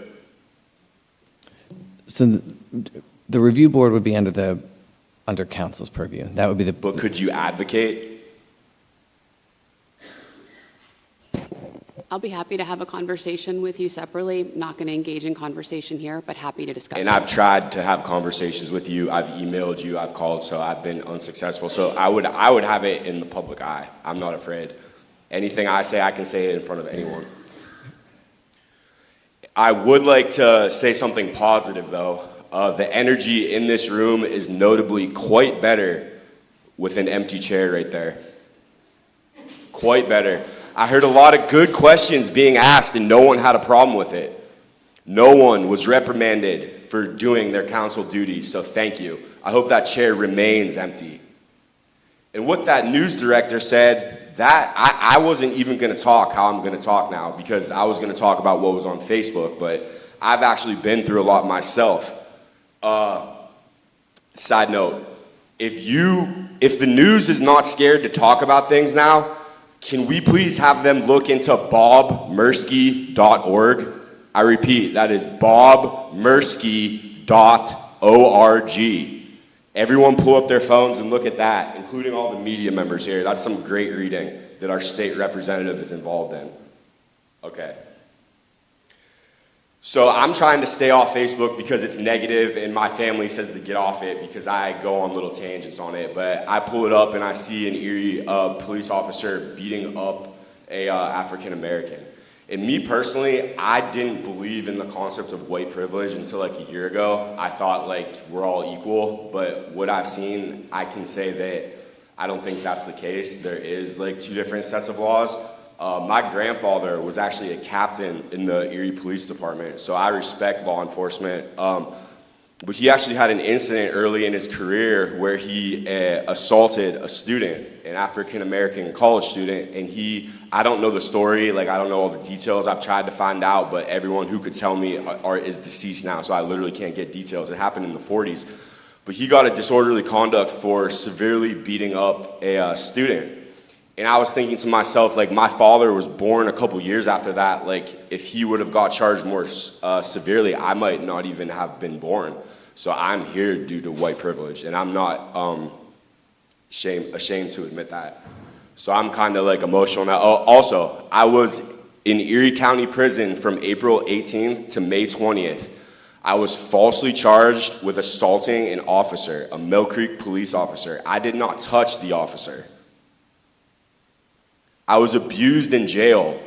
A counselor named Dan Grokolinski threatened sexual assault on me. He said, and I quote, "It is me, you, and my body camera." So you have cops beating people up, and then they take them to jail, and then the counselors are threatening to rape them in jail. And then they're fed inhumane food. I lost 25 pounds in jail because I refused to eat the slop food. Did you know it comes in bags that says not for human consumption? Did you know that the staff gets a different set of food than the inmates? Does anyone think that's humane? Does anyone think it's humane that they steal commissary?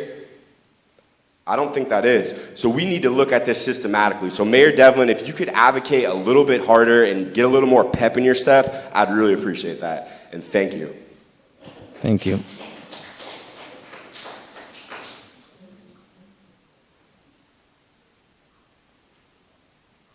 My name's Kate Deacon. I live in Erie. I live on West 10th Street. I really came to support the Black community after everything that has been going on. I wasn't really even sure I was going to speak. I don't really think I would be able to say anything that isn't already known. But I do want to say something. I'm sorry, not to you, council, but to the people that I absolutely know are watching at home. I know that it is a work day. I know that it is in the morning and people have to make a living, but I'm pretty disappointed in my community, the queer community that did show up in droves at the last meeting. I really, really would have expected there to be a line around the block today. I also had hoped that I would see a lot more of those folks at the Juneteenth celebration, and so really I'm talking to us. We cannot expect to be able to build trust this way. There's a thing called solidarity, and We need to have it. We need to have it. We need to be here right now to show up for all marginalized groups.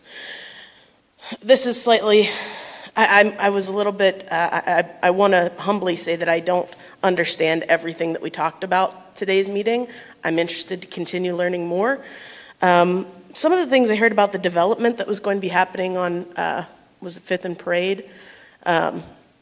Some of the things, I liked some of the questions that were asked. I think they were going in a direction that made sense to me. I just want to warn that one of the things that I heard in the presentation was that hopefully the benefits would trickle down into, the higher number streets. I don't believe in trickle down. And I think that if you look at our neighbor, Pittsburgh, they are in a horrible deficit as a city as well. And 10 years ago thought that building housing that was going to bring in was that what we said, workforce people? You're absolutely right. Yuppies, that's what we're talking about. And it ended up displacing and putting a lot of people in those neighborhoods out of, pricing them out of their neighborhoods and displacing those folks. So I would be remiss if I didn't say that. Thank you for the opportunity to speak. And again, I just really hope we start showing up better for these folks. Thanks. Thank you. Good morning, Susanna Faulkner, City of Erie. I've got 4 issues I want to bring up today, and all of them are connected in the end. Firstly, as we know from stepping outside, we are deeply within the climate crisis. And while I am grateful we have the cooling stations and the quickness of setting that up, we have to do more. We need air-conditioned spaces. We need to be able to plan for this every single summer. This summer is the coolest summer of the rest of our lives, and that's going to be every summer moving on. We've seen in France alone over 1,000 people have died in a week from a heat wave. We simply have to be more prepared. So I'm asking council, mayor, you have an environmental advisory council, use them, make sure you have the experts on that council, that they are vetted. There are people eager to give feedback and to be a part of this. Please use them, because this has to be the last summer where we're reactive. It has to be, or people will die. Citizens and neighbors will die. So, firstly, climate crisis. Second, housing crisis. I'm standing here in support of the rental ordinance that is up for second reading today. There has been so much work over the last few years to really address rental housing. We are a city of disproportionate renters, disproportionately low income and folks in poverty. One of my great mentors taught me that policy is either racist or anti-racist. And we have a deep history of redlining in our city. And extensive policy reform is needed to address the generations of systemic harm that exists. I think we are, and this is mostly thanks to Erie's Black Wall Street, we're now up to 3% of homeowners are black individuals and families. It is so disproportionate. And so please continue forward, but also engage everyone in those conversations. Make things public, have the study sessions, even around an ordinance. The only way we can move forward is together, and by engaging the landlords, the renters, folks who have experienced homelessness, not just the nonprofit workers who serve people who are homeless, actual impacted people. Third, police violence. We are simply lucky to be sitting here today with Mr. Sparks alive. Lucky. The treatment of black men by law enforcement in our community and around the country is a daily reminder of the depths of racism and hate that persists every single day. It has been 4 years of advocates that I know of, because I only moved back 5.5 years ago, that advocates have been demanding the city to simply adopt the Department of Justice excessive force policy. It's already there. You don't have to do the work of putting something together. There's already a national policy that is a template for municipalities to adopt. It's right there. Please move forward. Of course, civilian review board. There is so much that needs to happen here, but just whatever higher power you believe in, just thank them that Mr. Sparks is alive. Because if that had happened this week, on the 1-year anniversary of Marcello Woodard being murdered, I can't imagine what things would look like right now. So do more, reach out to the family, support them, do more. 40% of our city budget goes to police. If we're in a budget crisis, maybe look at that. Lastly, public discrimination and accountability. Unfortunately, our one council member is not here today, but I'm wondering what the recourse is. Because if there is no recourse, who's safe? Are any of us safe? I am so grateful for the media owner to come down and speak. Having someone stand up like that, especially as a woman who has faced sexual harassment from that council member, I'm very grateful for him. What's the recourse? I know Pennsylvania election law is so backwards. We have no recall measure in our state law, and we are not a home rule city, so there's not a lot we can do, but there's got to be something, because this is not sustainable. All 4 of these issues are part of the intersectionality that we think of and us advocates talk about every single day. You are the legislators of the city of Erie, the 5th largest city and the 5th largest state in the United States of America. We have problems and we need to hear what you are working on. Your committee reports are meant to be your opportunity to share that, not just give event announcements. Do more, work on policy reform, and do better. Thank you.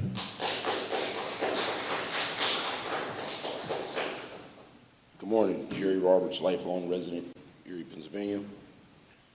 A hold in another jurisdiction, a warrant for child support, a charge of theft by unlawful taking, theft and trespassing, 5 bench warrants, 2 of which have been dropped, a county parole violation, and being held on a $10,000 bond does not warrant the attempted murder that I saw on video of Kevin Sparks. What I saw in the video was a young man, and I'm not saying whatever he did, I don't know if he did it. If he did do it, I'm not justifying any of his actions prior to that, but there is a way to pursue people. There is a way to arrest people, and using a city SUV with a big bumper that's used to ram other vehicles in a hot pursuit, to use that to an individual on a bike is dead wrong. To hit him and not come to a complete stop until after the fact he was hit, to watch him get up and run 10 yards, I'm pretty sure his body was in shock, and if you watch the video, he immediately collapsed and didn't budge. 2 officers then proceeded to run and jump on top of him and punch him at least 3 to 4 times. Unnecessary. We talk about we as black people need to do better. The police need to do better. Not all officers are bad. There's some good cops, there's some bad cops. Nothing and no one is ever going to be perfect. But what I saw is totally unnecessary. What I saw was attempted murder. What I saw was an aggravated or simple assault. Had that been me or anyone else sitting behind me, we would have been arrested immediately. The sad part is his family sits behind us. They have yet to hear from Kevin. They don't know how he's doing. They don't know the extent of his injuries. We have to do better. What I saw in that video seems to me that it's still open season on a black man. And I think we got to do justice right by this. Thank you. Thank you.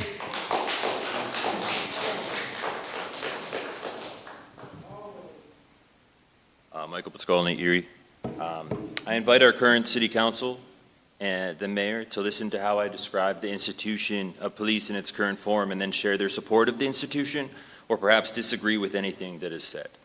The current institution of police we are dealing with now was formed by racist capital owners, white supremacists, and came directly from slave patrols. The police exist as a means to protect capital owners, landowners, private property, corporations, while also patrolling and oppressing who they define as an underclass that, if united, would threaten their power structure, in this case, the black community in Erie. And the police are well-funded, unaccountable, given military tools, and possess their own corrupt unions as a consequence. The media apparatus takes them at their word. They are tools of the powerful to oppress minorities and poor people. That's firmly what I believe. And it's not like I just formed this thought as a white man one day and decided, hey, I'm going to speak on it. That's what decades of prison abolitionists believe. That's what political prisoners believe. That's what many black and brown and indigenous revolutionaries believe. I've talked to people in this community. Highlighting the voice of those oppressed people should be the goal of every privileged person in Erie right now. Now, are we just going to ignore this discussion and promote the PAL, or are we going to focus on the facts regarding the institution and allow more videos of police brutality to come out over time, because nothing will change under the current system? And whatever you decide to do you think such a powerful and militarized force is going to be able to be given a slap on the wrist as they terrorize the black community? I'd argue these videos we are seeing of police brutality show them doing what the powerful want them to do. Politicians took the mass protests stemming from the Black Lives Matter movement, beat people down in the streets, co-opted the messaging, which resulted in more funding, more surveillance tech, and more training of the police, when the police are trained by the same IDF forces that are committing genocide in Palestine. Many reforms enacted across the country have resulted in even worse results. A democratic, community-led movement to take back the reins from armed patrollers who regularly create confrontations with and commit violence against black people here in Erie can be envisioned. How much of the budget is dedicated to policing while we have some of the poorest neighborhoods imaginable? Another thing no one talks about, raising the material conditions of a community is the best way to alleviate crime. And this doesn't even go into what crime is defined under a racist, white supremacist, mass incarceration system and justice system. Has anyone gone to the Walmart on Elm Street? Parking there, you see tower cameras, similar to the ones our tech companies train facial recognition on at this more than 900 apartheid military checkpoints in Palestine, and then export to our police forces here. Upon entering, you can immediately see at least 3, sometimes 4 officers standing at attention. This is distinct imagery of apartheid being enacted on the black community, and these conditions need to be remedied immediately. A couple things from the mayor's response on Go Erie. 1, the police cannot be trusted to investigate themselves. This is well documented in an unfactual statement. As the mayor of this city, false statements like this function as a form of propaganda. Show the community data and historical precedent showing the police can accurately investigate themselves, and stand on these statements if you truly believe them. 2, the charges, Mr. Sparks, have absolutely nothing to do with the actions that took place. They were barbaric. Bringing up the charges opens up the door to racist naysayers who see police brutality enacted upon black community members and say they deserved it, or they shouldn't have broken the law. Charges or past involvements with police are routinely used to dehumanize victims of police brutality. They did it to George Floyd and recently to Marcello Woodard. 3, if you want to talk about what is and what isn't over the line, I encourage you to talk about and respond to what I stated earlier about the racist history of policing in this country and how police are used as a show of force and oppression against subjugated communities. To end, the community needs to be able to trust the city council and the mayor. The trust is not there. We have limited time before militarized AI, once again trained on Palestinians during the current genocide, is further rolled out to ICE and our police forces. It's already here. Google, Microsoft, Palantir. We need a city council who is educated about these issues that have allowed to form will create an apartheid-like scenario in our black community in the near future, and work hand in hand with the community to ensure their protection and survival. And that's why I'm proud to stand with the people here today who came to support with the black community and for every minority and indigenous person who is oppressed no matter where they are, and I'll continue to show up and hold this body to account. Thank you.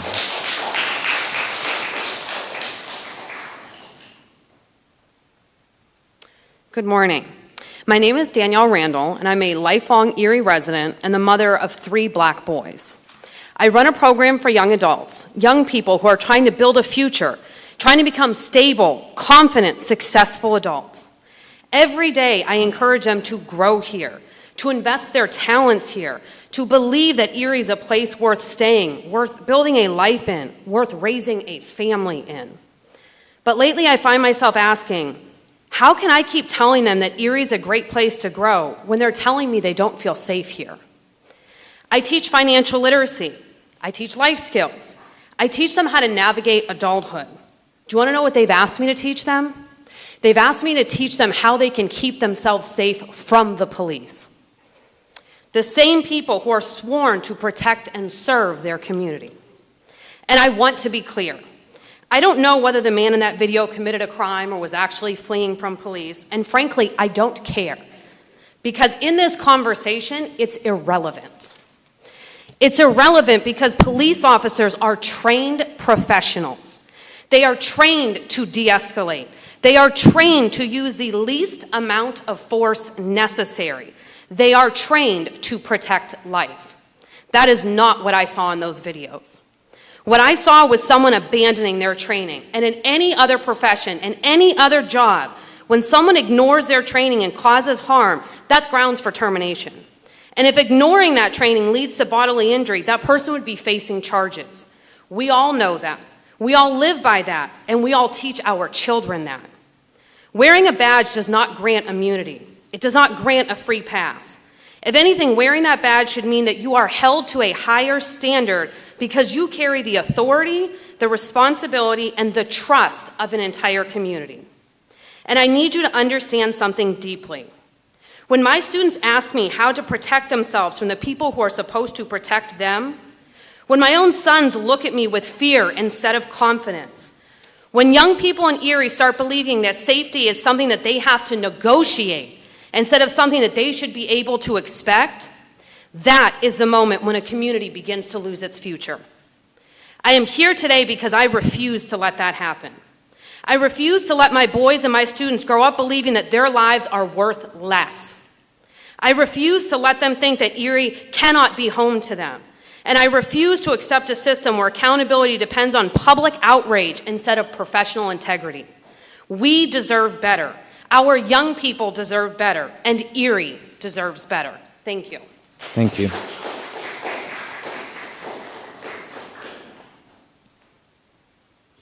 Hello, my name is Bishop John Crosby.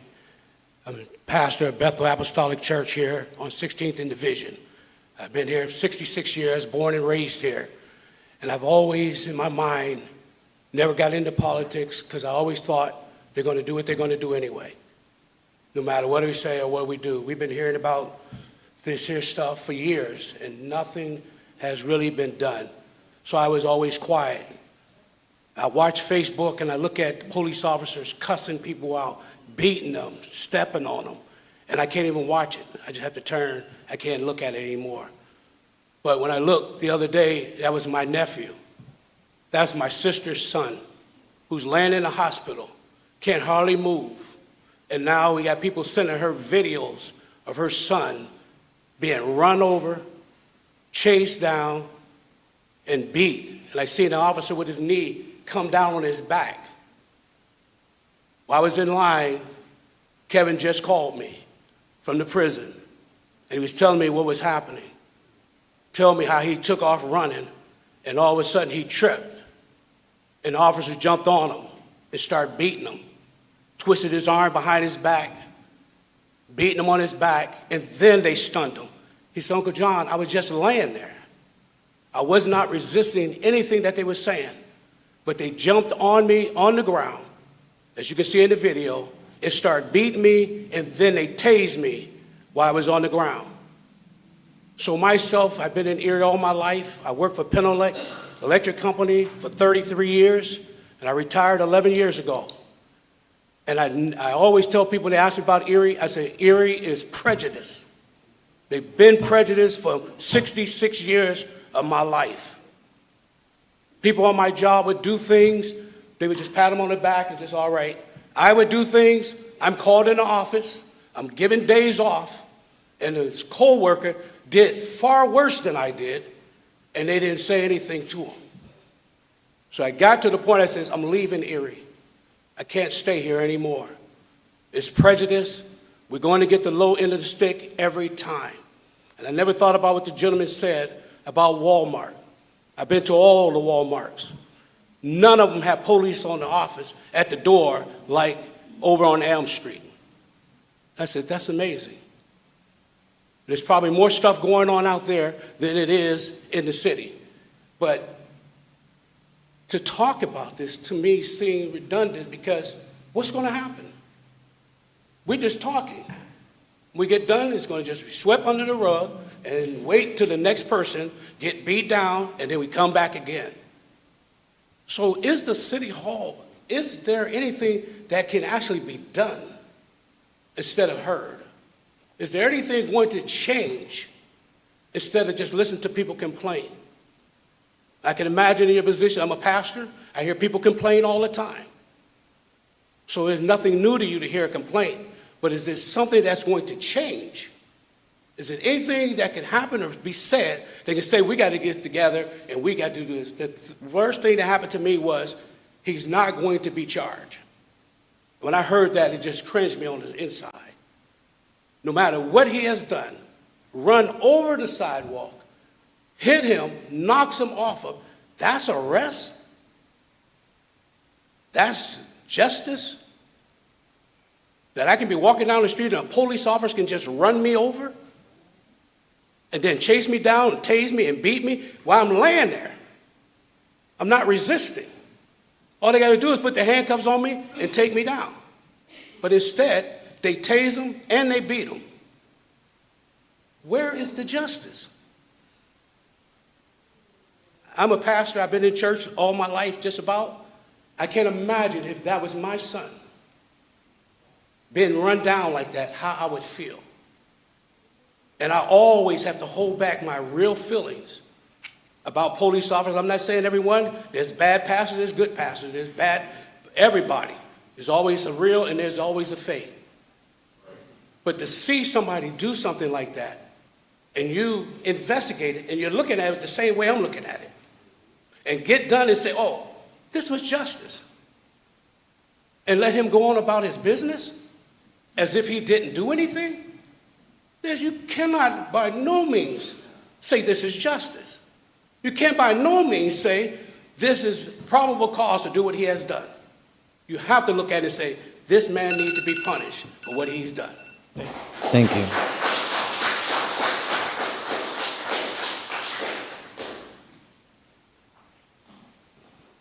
Hi, Erin Meisner, Lower East Side. Couple things today. Happy Disability Pride Month. Kevin Sparks, I don't expect anything to come of the current investigation. Reading over the Erie City Police policies, there's nothing in there that they did that broke the policies. I was here 2 weeks ago. I asked you to adopt the DOJ use of force policy at a minimum. I'm asking for that again. I emailed you all a research report from Stanford Law on the Center for Racial Justice on a model for use of force policies. You have talked about a community policing board. Please use it. Hire more black and brown officers and more non-men officers. I said this 2 weeks ago. I'll come back here and say this every 2 weeks till something changes. ECR SSA, please not fund this without getting all your questions answered about how this program came to be under the county without any of the normal processes.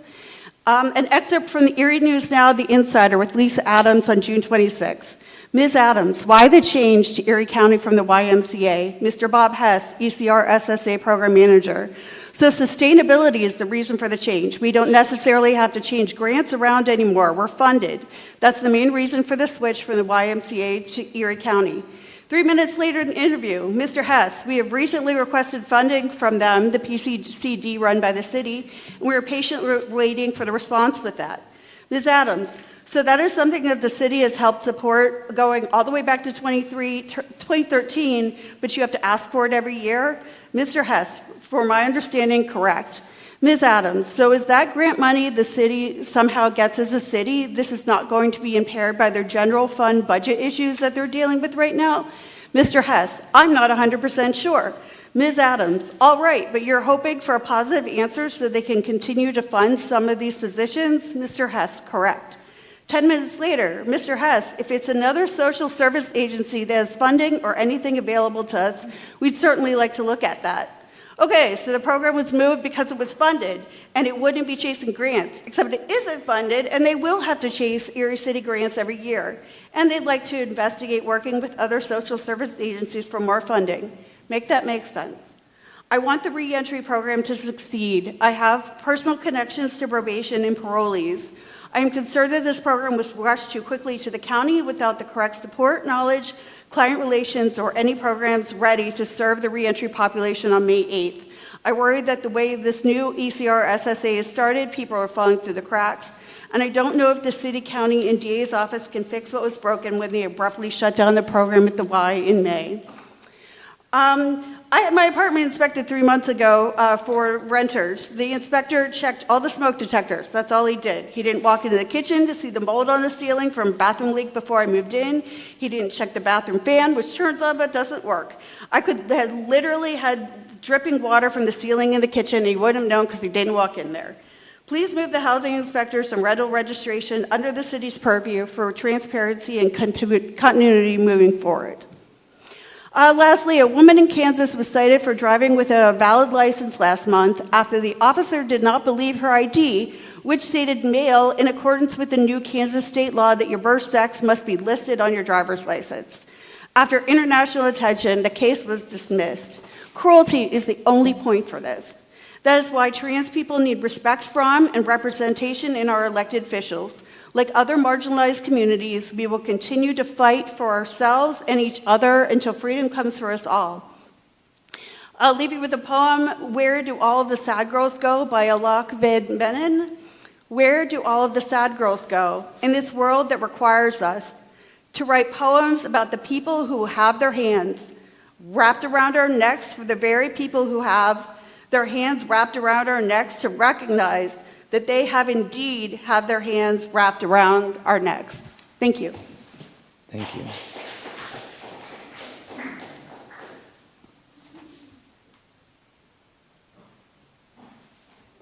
Mariwa Chuku, City of Erie. How many of you have heard about weathering? You can just nod your head. Have you ever heard the term weathering? It's the idea or the thought that marginalized people, be it black, woman, indigenous, whomever, the systems of abuse, a lifetime of abuse, a lifetime of neglect, a lifetime of not only experiencing abuse, but watching it happen to other people puts a lot of stress on your body, and it ends up killing us younger. It gives us high blood pressure, gives us cancer, it exacerbates MS symptoms. So I try my best to be stoic when I come up here, but I'm going to let myself feel what I feel. It is exhausting to live in such an abusive system that is city government. What happened to Mr. Sparks happened to be caught on camera, but we all well know that things like this happen all the time. I got emotional listening to Mr. Malcolm, who's 53, I'm 33, he's 20 years older than me. If I am this tired at my age, I can only imagine, and listening to the minister too, how exhausted people are seeing this happen to themselves, seeing this happen to their family, seeing this happen statewide and nationally. And I don't necessarily personally fear being punched in the face by a police officer, but since I've been here, I've seen 2 cases where officers have ran red lights and killed people, and there be no kind of accountability. That's my worst fear, that I would be T-boned and that would be it, and there would be no justice. And this all ties into also what happened with Mr. Brzezinski. We, the public, don't have any kind of trust that when things go wrong or when people do harm, that they will be brought to justice or there will be some sort of accountability. We are expected to just take it while we get sick and tired. Though Mr. Sparks was not killed, he's in the hospital. Who's paying for those medical bills, whether it's the state or the people? We know how the medical industry works here. That can ruin someone's life facing that much medical debt.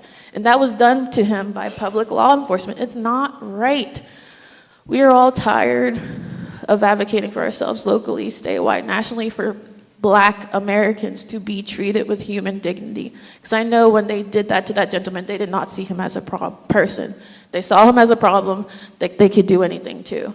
Running red lights and killing people, you can speed around the city and not worry about the accountability of if you kill someone, something will be done to you. This is abuse. This is abuse from city council people being able to sexually assault people. Historically, listening to Susanna say that she was sexually harassed and to see that he did it again just a couple weeks ago, something needs to be done. Why are we expected to take this abuse time and time again? It is killing us. It's stressing me. I know stressing everyone else is making us sick. And you know, people are asking you to adopt the abuse of force. I've advocated that people need to be mandated to live in the city to work for law enforcement. Whatever it is, something needs to be done about abusive personalities and archetypes being empowered. They need to be removed. And that's all I have to say.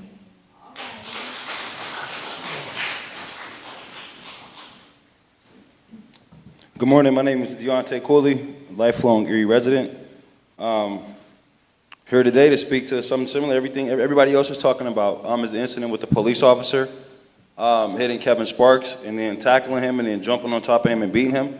And I have a couple of things to say about that. And a lot of things that I'm going to say are going to be very unfavorable because, like, I've built a relationship to where I've been able to work with some of the officers in the police athletic league to be able to serve some of the young people, to be able to work with or build some of those relationships with police and community members. And I remember a time, and I'm looking at it, I posted a status on Facebook, and it said, one thing I learned after working 2 days with the PAL program is them kids be telling the police all their parents' personal business, y'all better tighten up, and I had two laughing faces emojis. After that status got posted, I got a phone call from the president of the organization that I was working for, and he said he received a phone call from the police asking, hey, what's up with your guy? He's saying these things, or whatever the case may be. And then I also was pulled to the side by a police officer to say to me, hey, what's up with the Facebook post? Because I know a couple people on the team, they're a little concerned, and they're saying, is that your boy? And I'm pretty sure me saying this now, there may not be another opportunity for me to work with POW, which is fine because I have no problem with working in my community, because I also asked to be involved with some of the summer programs and exchange my email information with one of the police officers, and I had not heard anything. But the reason why I bring all this information to the attention is because a Facebook post that I made called for the company I was working for as president to be called, as well as for a police officer to pull me to a side.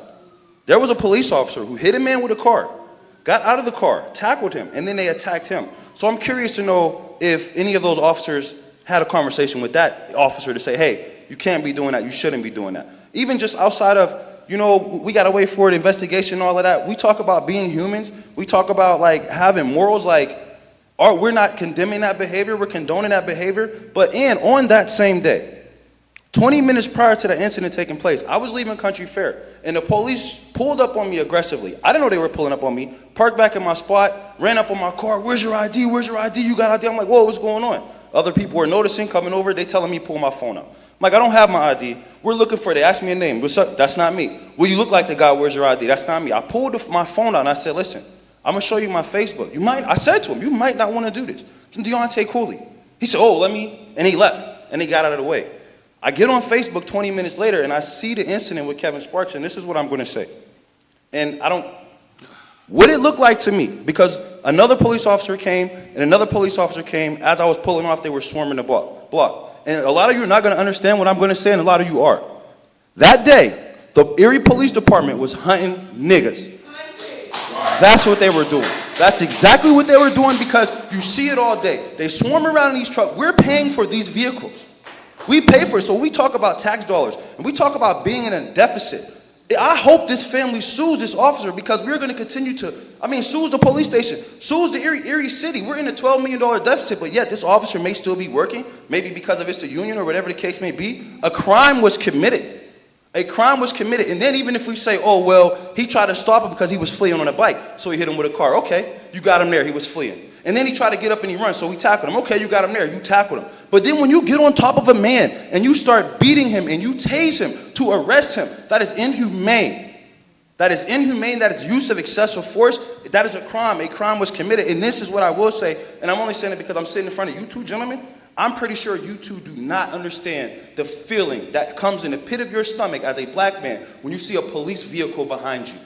You guys do not understand how that man could have been in fear for his life. So he got hit by a car, then he was tackled, and then he was beat. If he would have fought for his life, he would have been killed, because a year ago, a man was killed by his parole agent and nothing has happened. So we are frustrated. And I understand, Dari, I reached out to you. I pray for you, because I know this is not your fault. This is not your fault. It is your responsibility. I know you inherited a bunch of mess in administration. I prayed for you last night and this morning, because I know that this is not going to be easy, but the tough decision needs to be made. We can't fund people who think that this type of behavior is acceptable. I'm not exactly sure what the police department is going to do. I'm not sure if it's going to be a conflict with their union, but he needs to be fired. Because again, I'm telling you, as a black man, what it looked like and what it felt like. And I know that I do my duties in the city of Erie. And I'm a very responsible person. The police should not approach me in the manner they approach me, because I've done nothing wrong. But they were hunting niggas that day. And you don't have to like it, but that's what it feels like. So when I say that and it makes everybody in this room uncomfortable, that is how we feel when we see police. We feel like niggas is being hunted. And I don't care if I offend somebody. This is what it feels like, and it hurts. Thank you. Thank you.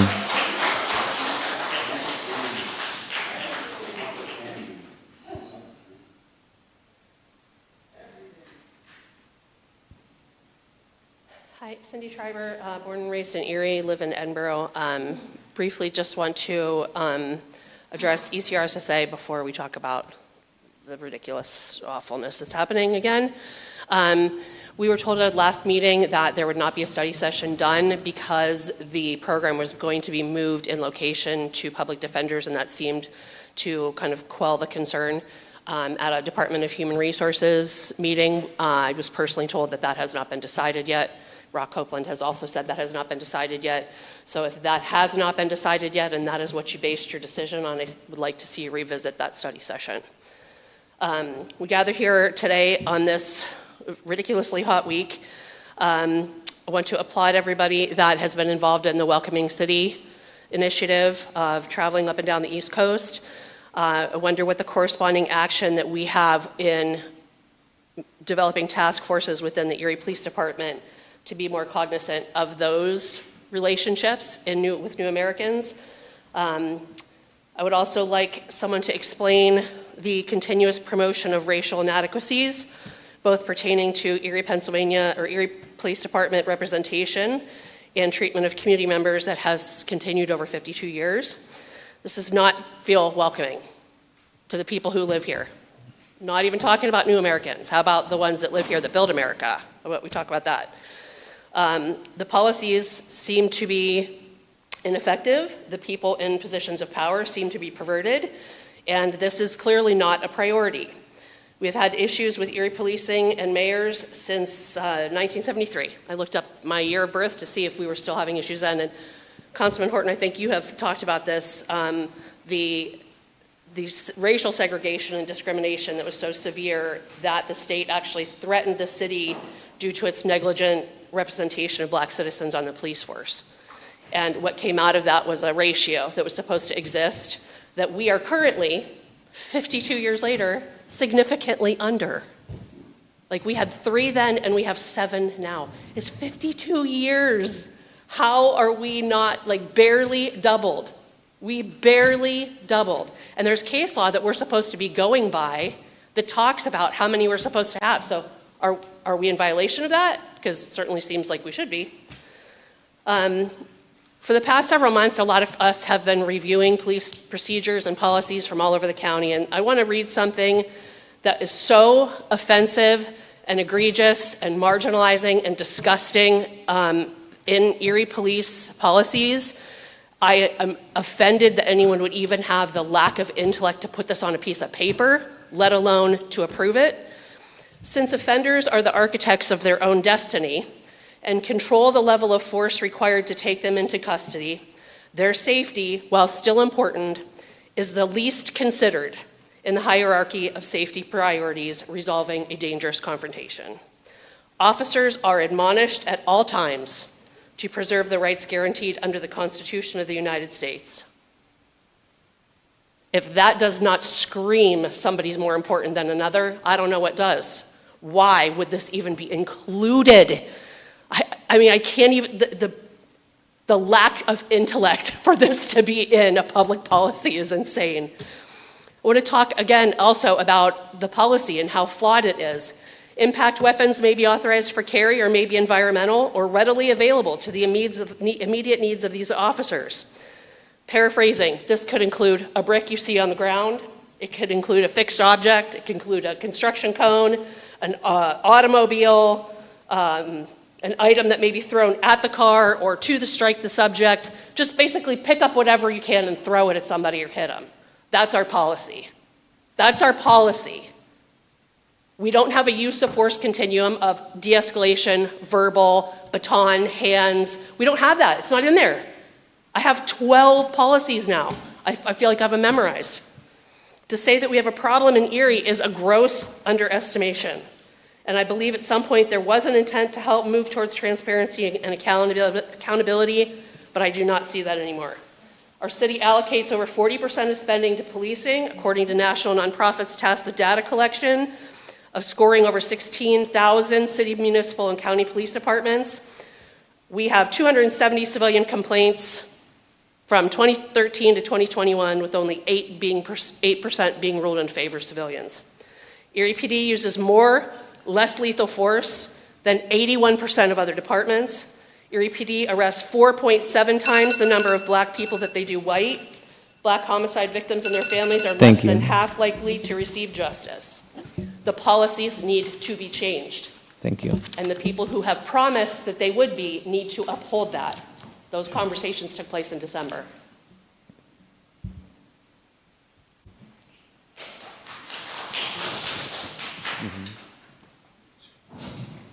Good morning, everybody. My name's Deanna Chatfield. I'm from Erie, PA. Now, I've come because I'm very, very disappointed in what I've been seeing. Not only with the police officer, but with the empty chair that we see in the room today. And I'm not talking about Jasmine Flores, because I know she just left the room. Sorry, just want to make that clear. I want to start this off with, I am a female in a male-dominated sport, which means I have been sexualized in that sport more times than I can count on my hand. To see him say that to that reporter makes me highly emotional, because he has a platform in this room. He has authority in this room. And for him to be able to make those comments is highly disrespectful. And let me just say, I have a strong passion, and I know hate is a very strong word, but I have a strong passion to hate people who are disrespectful.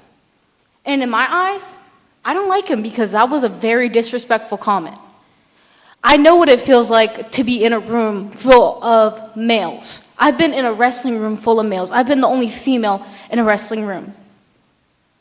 You may not know where I'm coming from, but a lot of female wrestlers do know where I'm coming from. We need to have something done about him. Most importantly, we need to show the city of Erie and the men in this area that it is not okay to go around making comments like that, especially to people who are here to record meetings and here to share out to the public of what we're talking about. They shouldn't be disrespected like that. In school, I will get detention for breaking one dress code, for showing one of my shoulders. I could get detention. But this man has his whole public viewing him. He makes a comment like that, and his name is still there. I understand that you guys may not be able to do anything about it, but we need to speak about it. Because letting him sit here and have this authority on everybody in this room is showing men that they are able to make comments about women's bodies, and they're able to disrespect them. They're able to go out and groom them and rape them. And I know it's hard to hear, but it's the truth. If we look online and if you look up cases about this, nothing ever gets solved. Nothing gets done. And we need to stop it today in this room. Again, I am highly disappointed in this man. I'm 17 years old. I shouldn't have to come here and talk about topics like this. I should be worried about what I'm going to do tomorrow for summer. I should be worried about what I want to learn in school. I shouldn't be worried about coming here and getting comments made to me. I shouldn't be worried about going on the streets and getting comments made to me. We need to focus on who's in this room. We need to do research on who's in this room and what they have said previously. It's highly, highly disappointing, especially coming from a 17-year-old. I'm going to highlight that part because I'm not even an adult yet. I'll be an adult in not even a year. And I have to sit here and speak up because I know other women in this room and other women in the city are scared to speak up because they don't know what's going to happen to them. They don't know if they're going to be assaulted just because they said one thing here. A lot of women are scared to speak up when rape or sexual assault happens to them, and it's the truth. But I'm going to speak up for every woman in here when I say that man is disrespectful and he deserves to have his platform taken away. I understand that we voted him in, but we need to vote him out. And the comments that he made towards Dr. Titus is not okay either. This man has caused more hate on this board than he ever has caused loved. I don't see any comments coming from the rest of the people on this board at all. It's highly disappointing. And for the police officer that hit that man, I'm not going to say much about it because I feel like I'm too in an emotional state to say anything about it. But I will say that I hope justice is taken care of him. It's highly disappointing to see police officers doing that. Coming from the young youth black community, should I be scared to walk the streets? Should I be scared to go outside tomorrow? Should I be scared that I'm gonna get hit by a city-owned vehicle? We just need to look more and deeper into these things and see how other people in our community are feeling, and not just how the men in the room are feeling. Because I feel like that's what a lot of people are talking about. And we need to focus on the women in the room. Because you may think that the women in the room don't have voices, but I promise you we do. And they speak louder than anyone else can. We have been fighting for respect in rooms like this. Fighting for respect. And it is not fair that we do not get the respect that we give. Thank you very much for listening. Thank you.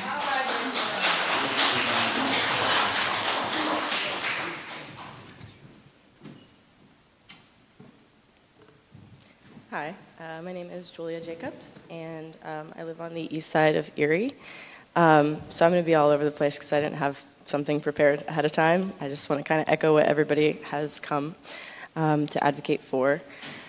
Well, to start, I think somebody mentioned earlier, I believe it was Kate, the lack of representation in this room, which, of course, honestly, I was not surprised by based on many protests and things that I've been to. I've seen how, unfortunately, the rest of the community has not really stood up for justice for Cello and stood by the black community in their demands. And that is very disappointing to see because intersectionality is such a core part of progress in really making any change or reform come to be. And also Pride, originally, I mean, it was formed as a protest, still is a protest, and is really not possible without the black community. Individuals, figures like Marsha P. Johnson, for example, were at the front lines of historic events like Stonewall. And so that just kind of shows that these issues are inherently tied together, and I am very disappointed to not see more queer people here to advocate as well.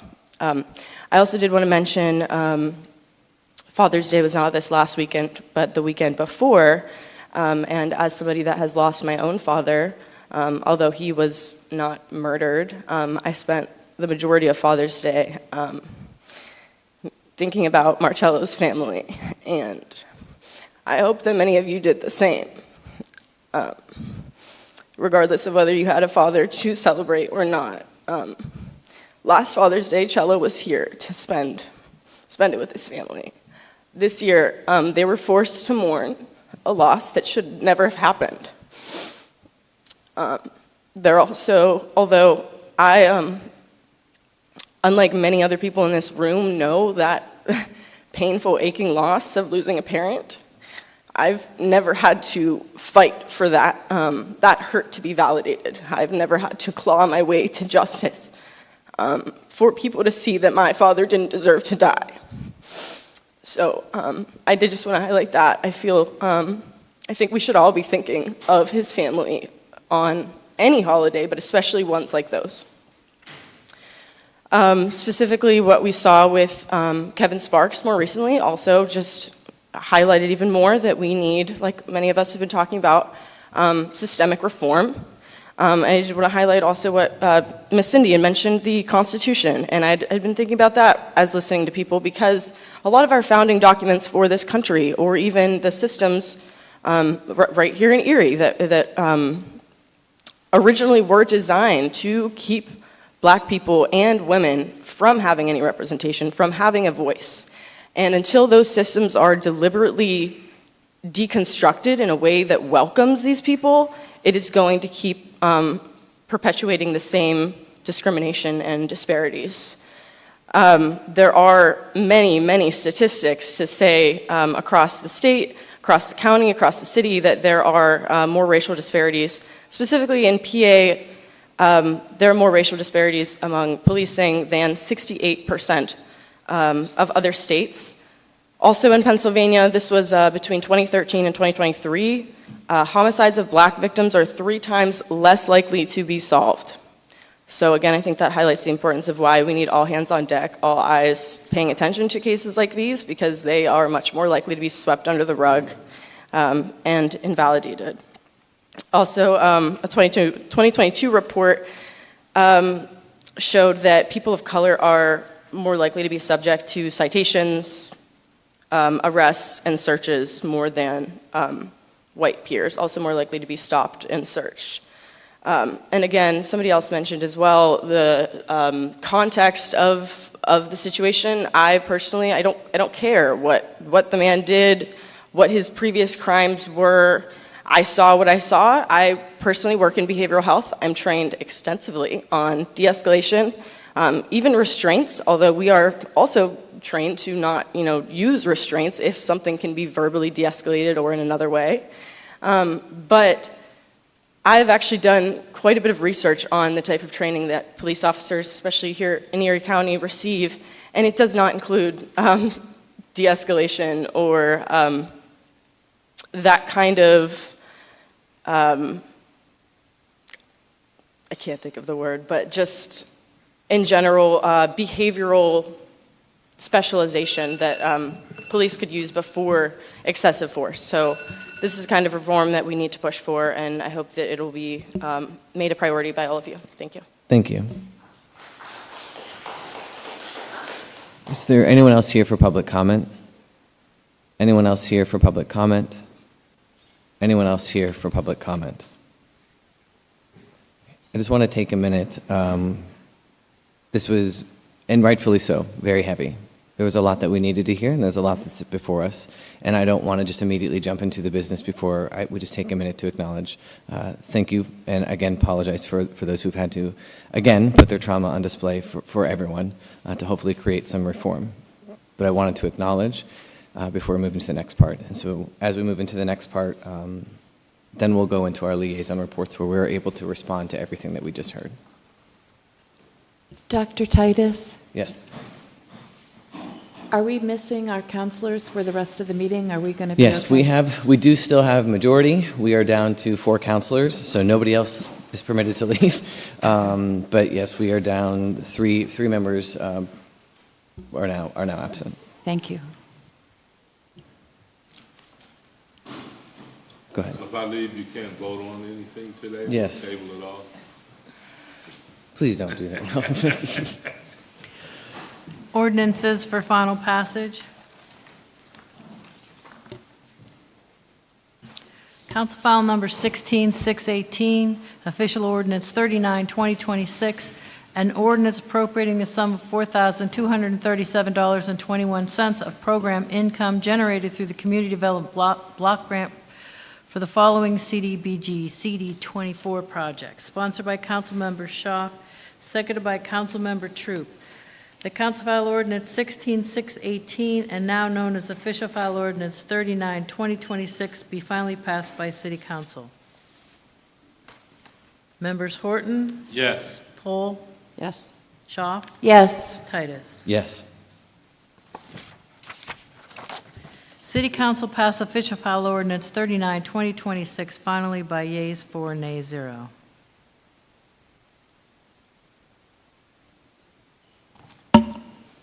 Council File number 16619, an ordinance, Official Ordinance 40-2026, an ordinance amending and supplementing Article 330 landlord and rental of the codified ordinances of the City of Erie by amending existing sections, adding new provisions, and updating rental registration requirements, procedures, and related regulations applicable within the City of Erie. Sponsored by Councilmember Schaaf, seconded by Councilmember Troop. The Council File Ordinance 16619, and now known as Official File Ordinance 40-2026, be finally passed by City Council as amended. Members Horton? Yes. Pohl? Yes. Schaaf? Yes. Titus? Yes. City Council passed Official File Ordinance 40-2026 finally by yeas 4, nays 0. Council File Number 16620, Official Ordinance 41-2026, an ordinance amending and supplementing the codified ordinances of the City of Erie, namely Article 1503.5, enforcement of noncompliance, specifically to amend and/or add sections that update the policies and procedures rental housing in the City of Erie, in particular the rights under federal, state, and local laws that apply to the landlord-tenant relationship. Sponsored by Councilmember Schaaf, seconded by Councilmember Troop. The Council File Ordinance Bill Number 16620, and now known as Official File Ordinance 41, 2026, be finally passed by City Council. Members Horton, Discussion, please. For you. Yes. Yeah, I said it in caucus, but I want to make sure that it's recorded from the dais. How very pleased I am with what appears to be unprecedented dialogue and communication between BIU and the city through our mayor and our solicitor. And I want to publicly thank you, because this isn't a small undertaking. This is major stuff we're getting ready to do, and the citizens have asked for it. We're trying to enact it, but I don't want to take the effort for granted. This just doesn't happen because we say it here. Somebody actually has to go out and do that work, and you all have done the work, and so I appreciate it. And finally, like I said, some of the advocacy groups, they have requests and they've looked at it, and I just, in a good deal, like I said, nobody gets everything they want, but someone gets everything, and I believe on its face value that this is a really, really good deal for the city, the citizens, and our partners with BIU. Thank you. Any other discussion? All right, we'll go ahead and call for the vote. Member Horton, Yes. Pohl, Yes. Schaaf, Yes. Titus. Yes. City Council pass Official File Ordinance 41, 2026, finally by yeas 4, nays 0. Council File Number 16621. This is first reading. An ordinance appropriating a sum of $189,868 from unappropriated and anticipated revenue and providing for the expenditure thereof. This is the 2026 Insurance Fraud Prevention Authority Grant, sponsored by Councilmember Flores, seconded by Councilmember Pohl. The Council File Ordinance 16621 have been read as hereby adopted on first reading by City Council. Members Horton, Yes. Pohl, Yes. Shaw, Yes. Titus. Yes. City Council read and adopt Council File Ordinance 16621 finally, at first reading by yeas 4, nays 0. Council File Number 16622, an ordinance appropriating a sum of $405,899 from unappropriated and anticipated revenue and providing for the expenditure thereof for the 2026-2027 Auto Theft Prevention Authority Grant, sponsored by Councilmember Flores, seconded by Councilmember Pohl. That Council File Ordinance 16622 having been read as hereby adopted on first reading by City Council. Members Horton, Yes. Pohl, Yes. Shaw, Yes. Titus. Yes. City Council read and adopt Council File Ordinance 16622 by yeas 4, nays 0.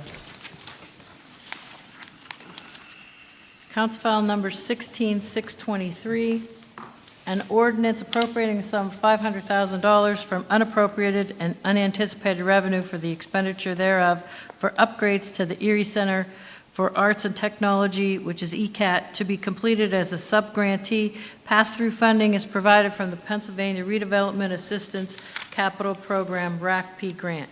Sponsored by Councilmember Titus, seconded by Councilmember Schaaf. The Council File Ordinance 16623 have been read as hereby adopted on first reading by City Council. Members Horton, Yes. Pohl, Yes. Schaaf, Yes. Titus. Yes. City Council read and adopt Council File Ordinance 16623 by yeas 4, nays 0 on first reading. Council President, this takes us to new business. I would ask for a motion to move the balance. Motion. Second. Any separations? I believe we would like to, I'd like to separate number 3, and I believe that Mr. Horton would like to separate number 7. Ms. Yes. Pohl, number 1. Sure. Is that?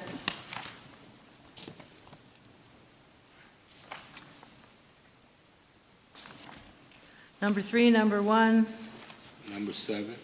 number 7.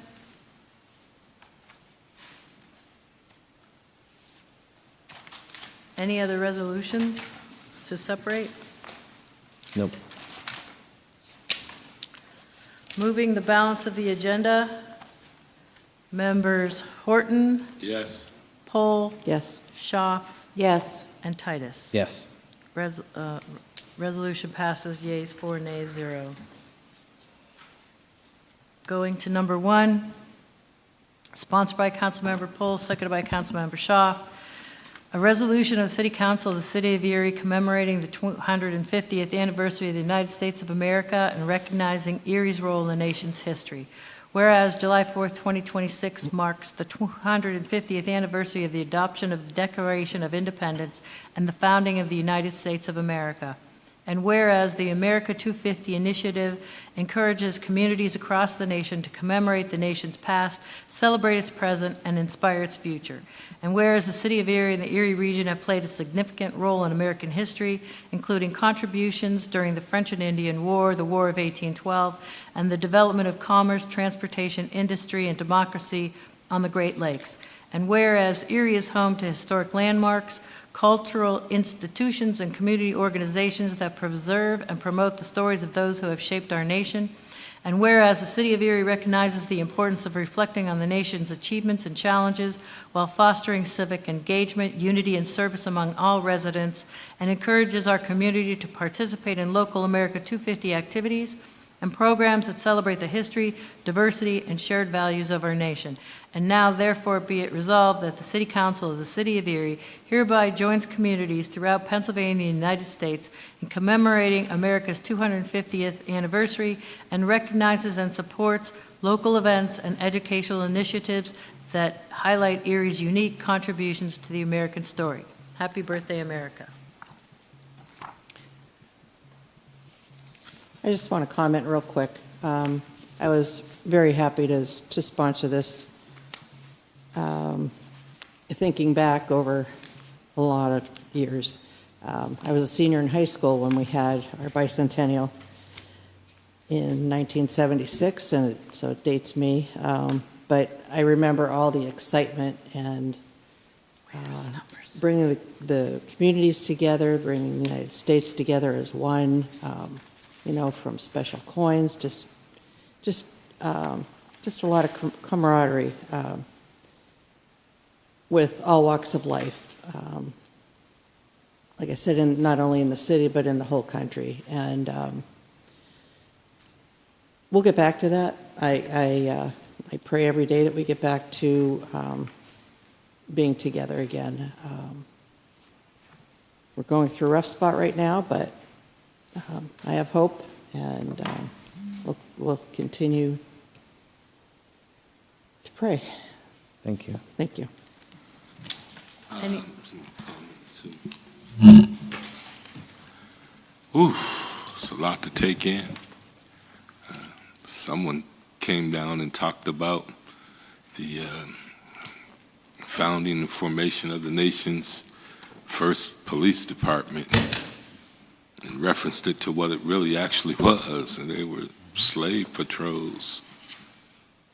And to hear that young man sit here with some of the language that and passion that he voiced, sometimes it does, as an African-American male, sometimes they do look like an occupying force, and not there to protect and serve.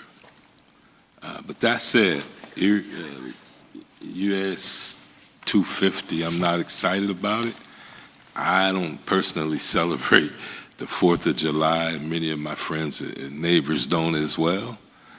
250 years ago wasn't really, I mean, like I said, we're not actually sitting here celebrating, wishing we were back in Dixie. And that coupled with the national politics and state politics and the continued destruction of American history, which is Black history, is American history, but to have parts of it decapitated from our nation's highest office,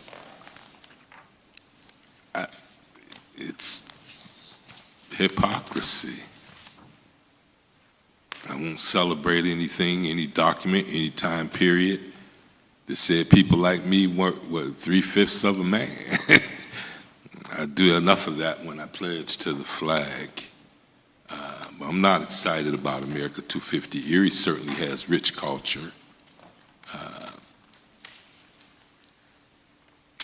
And we're not,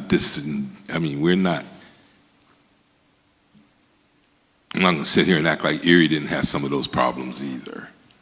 So we do have a lot of rich diversity going forward, but the document that says, just reading all the whereases, it doesn't align with my spirit.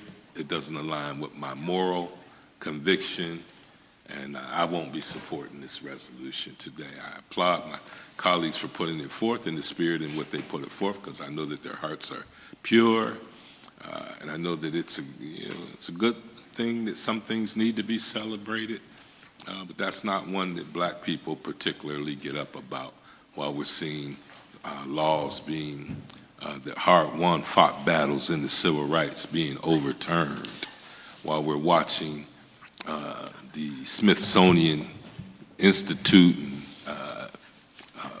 Black history, American history being taken off the walls literally as we speak, and it's okay because nobody's saying anything about it. As we erect, we're seeing, I think they're erecting Civil War statues again.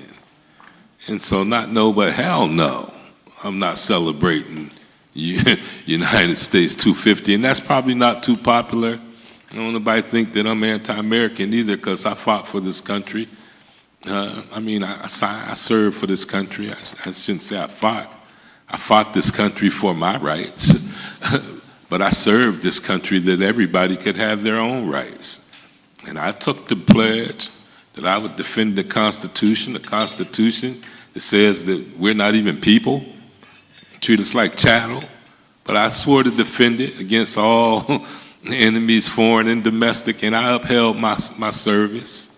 And I still serve here, and I'm still excited about what that flag aspires to be. But the aspirational dream looks like it's going backwards, and somebody ought to say something. And we ought not to act like this country is the country that we know, and we ought not to act like this is business as usual, because it's not in the black community in this country, it's not in the black community in this state, and it's not in the black community in this city. And we got some issues that we really need to talk about. We're poised to talk about it, but we don't want to do a local apartheid type thing. The population has changed.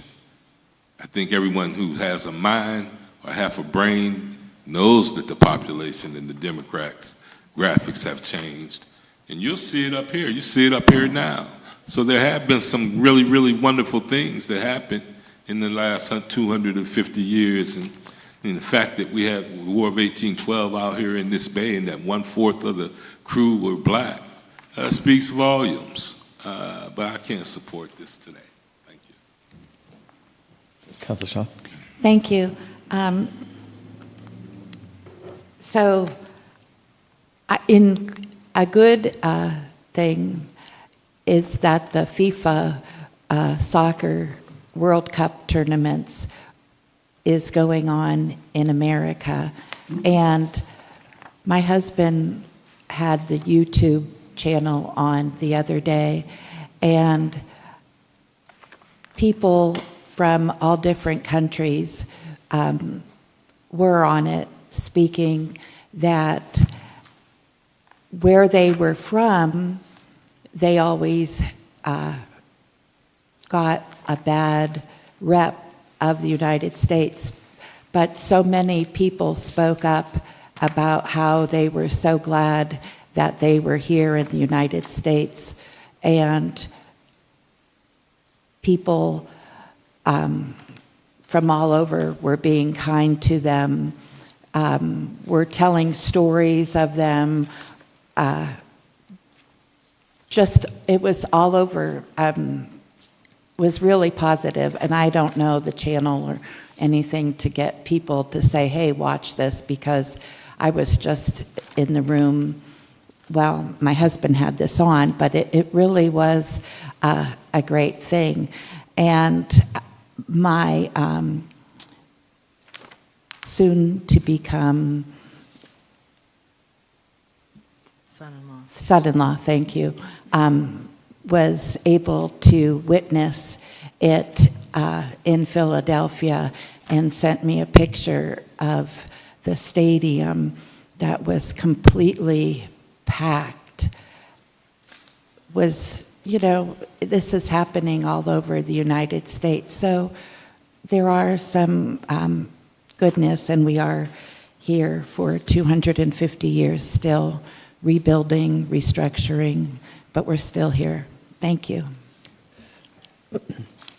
I'm, in full transparency, am quite moved by all the dialogue that we heard today, but up here, and want to just commend my colleagues for bringing this resolution forward, and also acknowledge that after just pausing just a moment and kind of taking in what Councillor Horton's words and what many of our constituents came in and spoke on today, that I'm not in a position to support, and I don't want to discourage my colleagues from bringing anything forward in the future. But on this one, I just don't feel like I can, in good faith, vote in affirmation. And so I just wanted to acknowledge that. Dr. Titus? Yes. I have so much respect, and I have so much admiration for my colleagues who has brought this forward. I need to say them things from the dais, but I do understand what this resolution means to so many other people. But I wanted it on the record how I felt, and I do not want to see this resolution fail. And so I was going to register my vote as a protest vote, but I'll vote for this. Can we get clarification on if there's four of us? So if one person votes no, what happens? It fails. It would have to be every so vested because there's four of you, it has to be a majority vote for it to pass. So 3-1 is passing, 2-2 is not majority vote. That means it fails. Correct. And so in light of your commitment to that, like I said, I have no desire to see this fail. But some of them things actually have to be said or need to be said. And I have such respect for Maryland. I'll change my vote. But that's how black people feel, in case you're wondering. And it's not in a vacuum or a bag either. We could care less about the 250 years of white America having their foot on our neck and lynching us and castrating us and feeding our babies to gators after church, selling raffle tickets at church for the lynching. And so in the same way that the Jewish community wants to talk about the Holocaust, and it's tough stuff. Let's face it, none of us were slaveholders, and I certainly wasn't a slave, although some of the Jim Crow laws still affect me, and some of the slave stuff still affects me and scars our community, real deep scars. But if we don't talk about this stuff, if Nelson Mandela in South Africa could talk about it, Erie ought to be able to talk about it too, in real terms. And we should talk about it and be prepared to make solutions about it, because black community didn't get like this just because of their shortcomings, because they don't know nothing, because they're lazy and shiftless. Something happened here. Something was done here. They were disinvested. They were not financed. They were redlined. They were pushed into poor neighborhoods. She just told our life expectancy depends on all these laws. And that happened right here in Erie, where Bo Bladen owned 400 acres and 18-something blacks in Erie collectively don't own 400 acres now. Something was done here.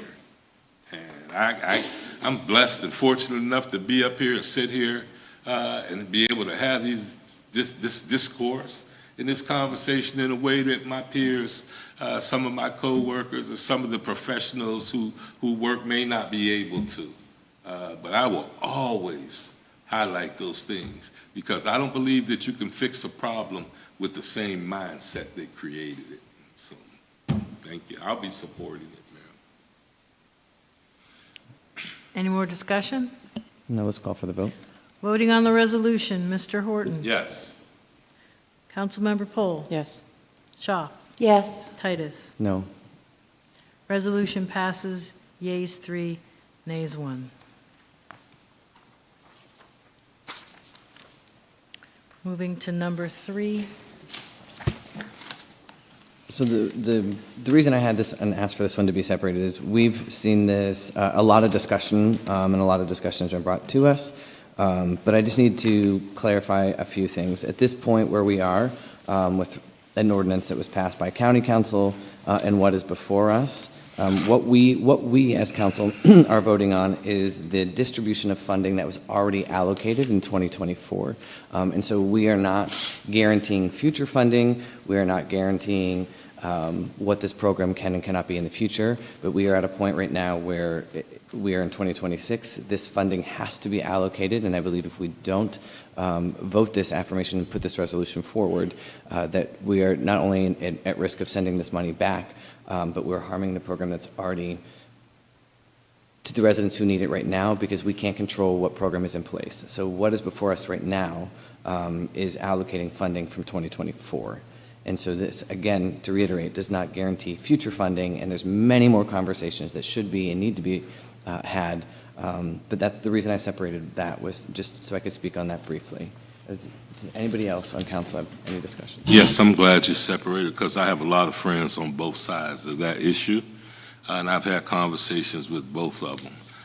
Having weighed it and sit here, I know that there are very specific HUD restrictions that we have to have this money spent in the way that we spend it, and I think personally I spent an abnormal amount of time to discuss $65,000 when there's another $12 million that we really should be discussing.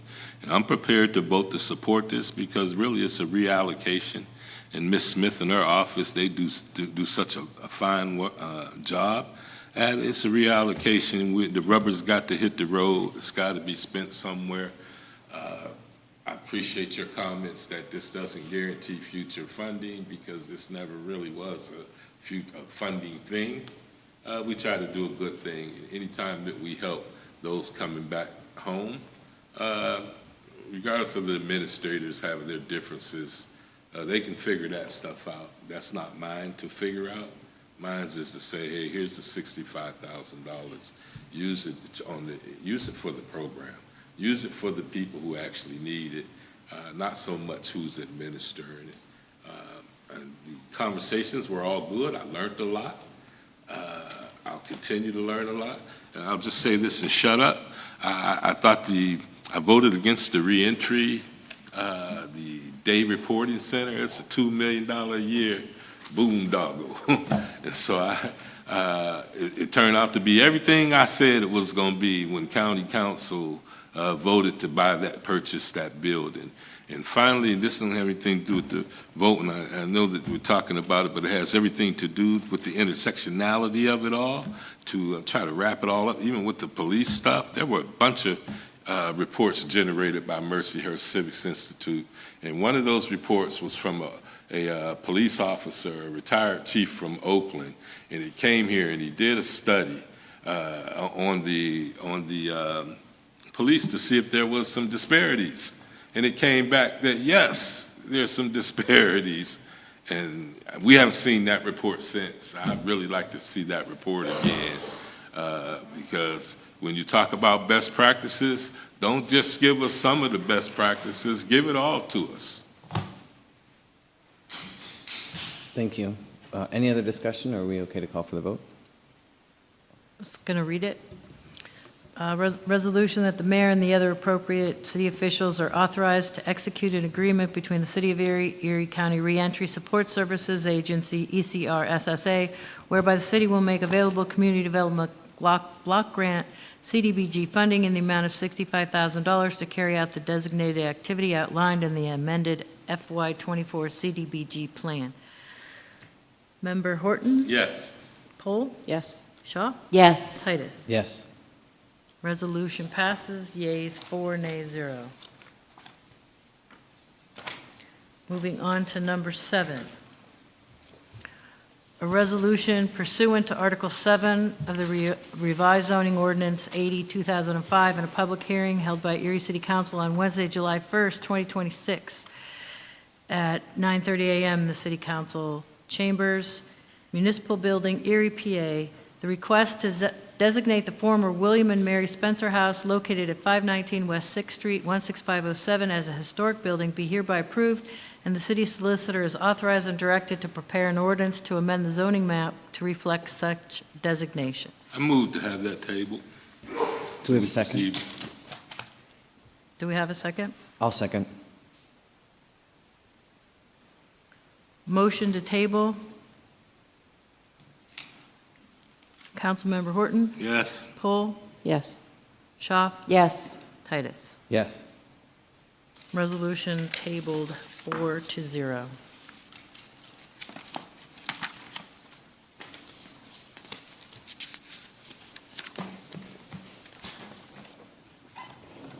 And I believe this takes us to our liaison reports. Go ahead, Councilor Paul, go ahead and start with you. Okay. I attended on June 23rd the O&E pension meeting. Those are usually pretty quick, but it's good to keep up on what's going on, who's leaving, who's coming into the city. The Port Authority had a meeting last week on Wednesday, and they're continuing to do a lot with the Bayfront and looking for, as the mayor said, we have 2 new members to the board, and they have a lot going on down there, especially with what's going on not only on the Bayfront as the roads going in. We have the brig coming back this week, which is very exciting for everyone. And everything that is pretty much going on is right along the Bayfront this year. So it was very uplifting meeting to be at. Beginning of the week, I attended the SPCP meeting with some of my colleagues and the mayor's office, along with some of the police and the current board of the SPCP. I really didn't know much about it before, and I think it's learning about it. I think it's the next best thing right now. We have to a citizen review committee, and hopefully, for some reason, it got put off to the side over the years, and we need that back. We need some accountability, and we need private citizens from that board to give us some guidance, not only as a council, but from the administration, from the police. So hopefully we can build that board back up and continue doing some good that they started doing 10 years ago or whatever, maybe a little longer. And, even though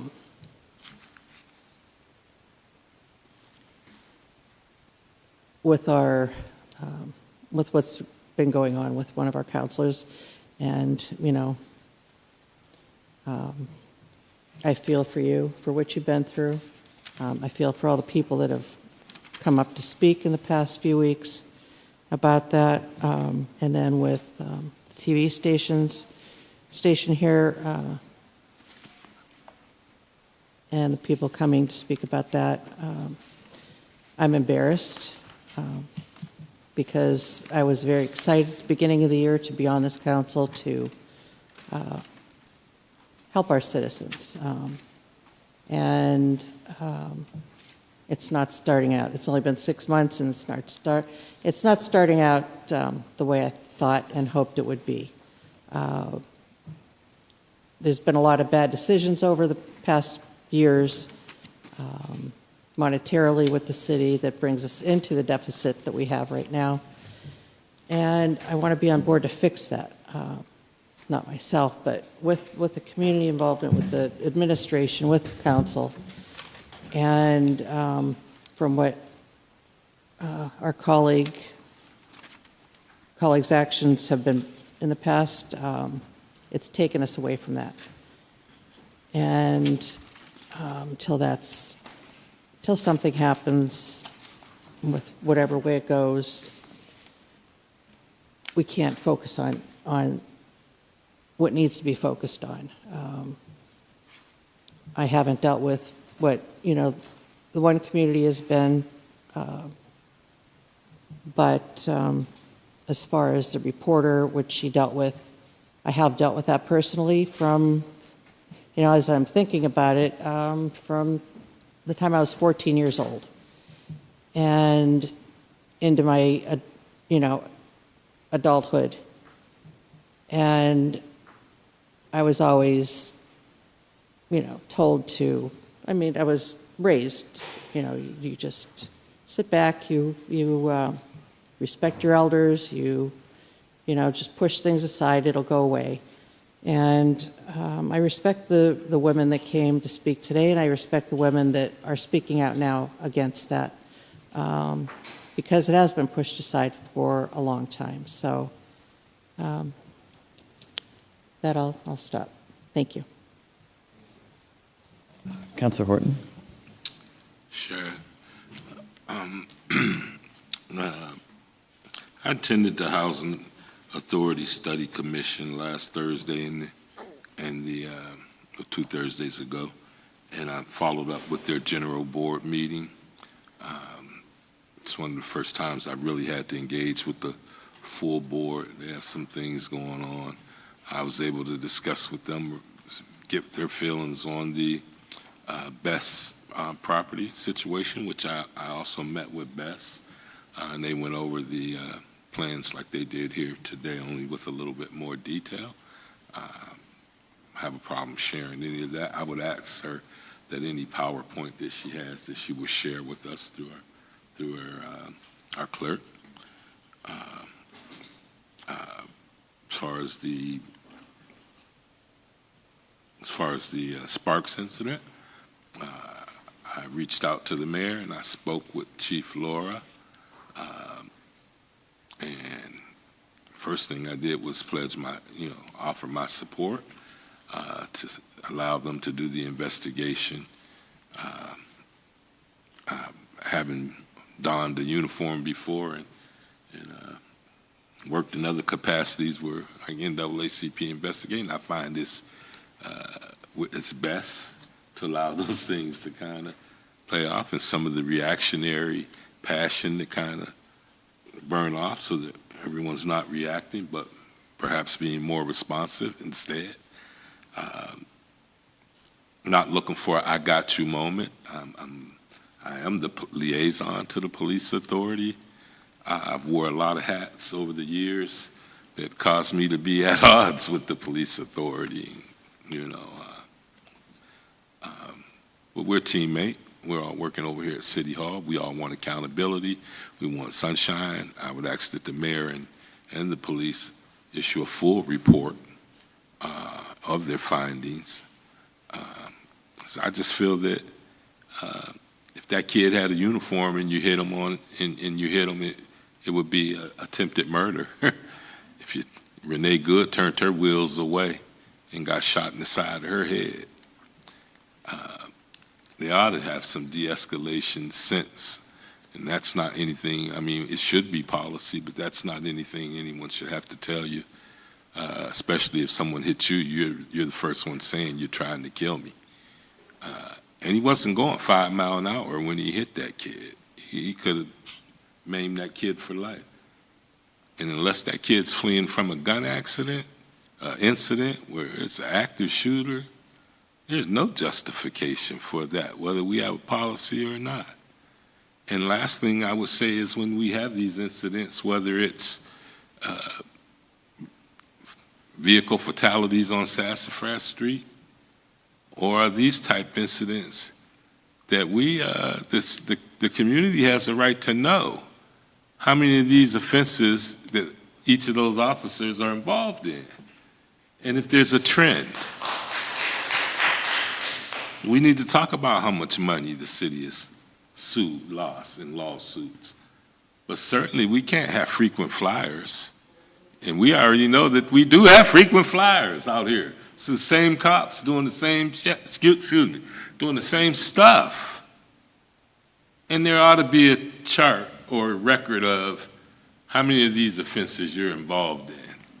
And I don't care what the union says. If it's their child or one of their childs, they'd want answers. There's no justification for it. The last meeting, I think the last blighted property review that I was going to attend, I believe it was canceled. I met with Erie Insurance just to follow up and clean up some residual and preserve those relationships. My comments earlier, it's like I don't throw the rock and hide my hand. And we're really, really, really grateful for to have a steward in our city like that, Fortune 500 company. But I'm not kidding myself about who's on these boards.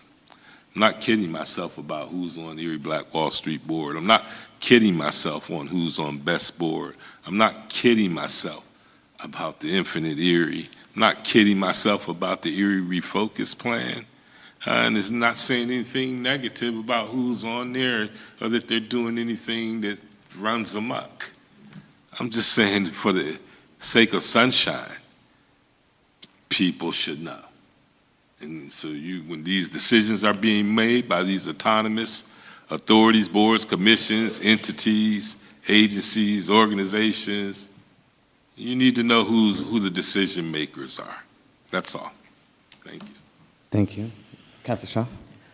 Thank you, Dr. Titus. For my committee report, I've been doing some things. I thank my counselors who have spoken. I thank the people who have talked today, and it does make a difference. But I do want to talk first about how easy it is to fall through the cracks. And I have been trying to help the homeless and people who have been down and out for several years now. But I'm going to talk about what happened to me yesterday. So I needed a birth certificate, and I also have a homeless friend who needs a birth certificate very badly. And he's been homeless for 3 months. And it broke my heart when I heard him say that he doesn't have shelter, when I knew he didn't have shelter, but he didn't say how long. I thought it was a shorter time period, and he has been homeless off and on since I've known him from 2018. And he lost his job because of a stroke, and he couldn't live in the place or work anymore because he is physically unable to do that because of the stroke. But because of the government regulations with Social Security, he needs to reaffirm his identity and reaffirm who he is. And in order to do that, we went up to the birth certificate office, which has recently been moved to 14th and Holland Street. And according to this application, it is from the Pennsylvania Department of Health. Because he has no ID, I thought for sure, since I've known him for 8 years, I could be his person, since I am an elected city government official. I've known him for 8 years. I know he's been down and out, and I know his story, like we're friends as far as I know. So he goes to fill it out, and I'm right there, and I'm saying, as a city official, Erie City Council, I would like to affirm that this person is who he is. And they would not allow me.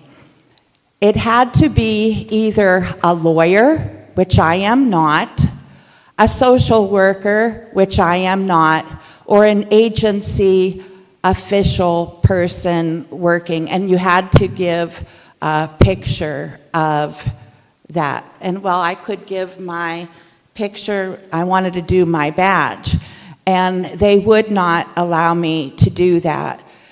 So I was on a amount of time frame, and I said, okay, we're together until 1:45 because I had some other business to take care of. And he said, well, maybe he could go to the city mission.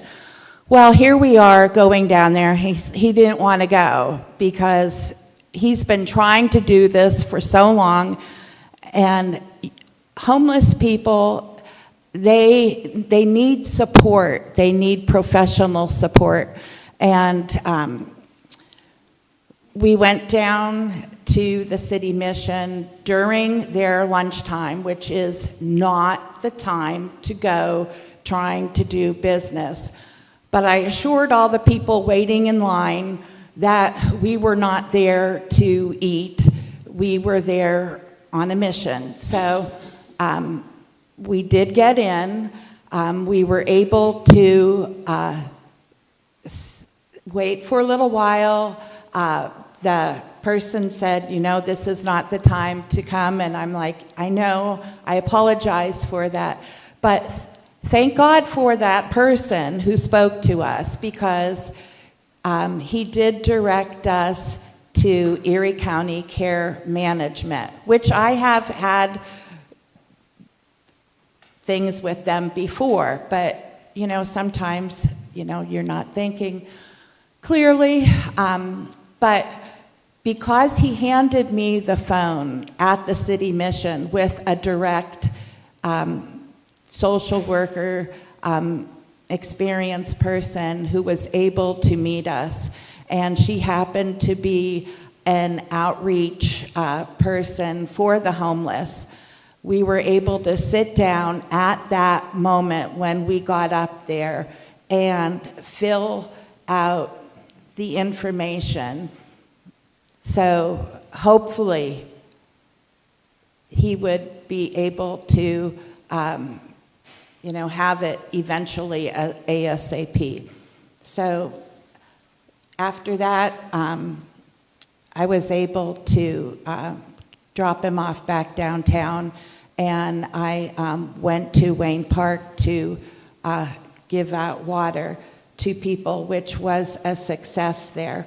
And Ms. Faulkner spoke about people needing a better situation with air conditioning. And in the past, I used to tell homeless people that they could come in to City Hall at least to use the restroom, sit in the orange chairs for a little bit to cool off, and to go about their day. We have now a lot of homeless people, more than anything. And so I am asking any business, but to tell you the truth, why not City Hall? We are in an air conditioning space right now, and there's how many chairs in front of us where people could come in, use the restroom, and sit down for a little bit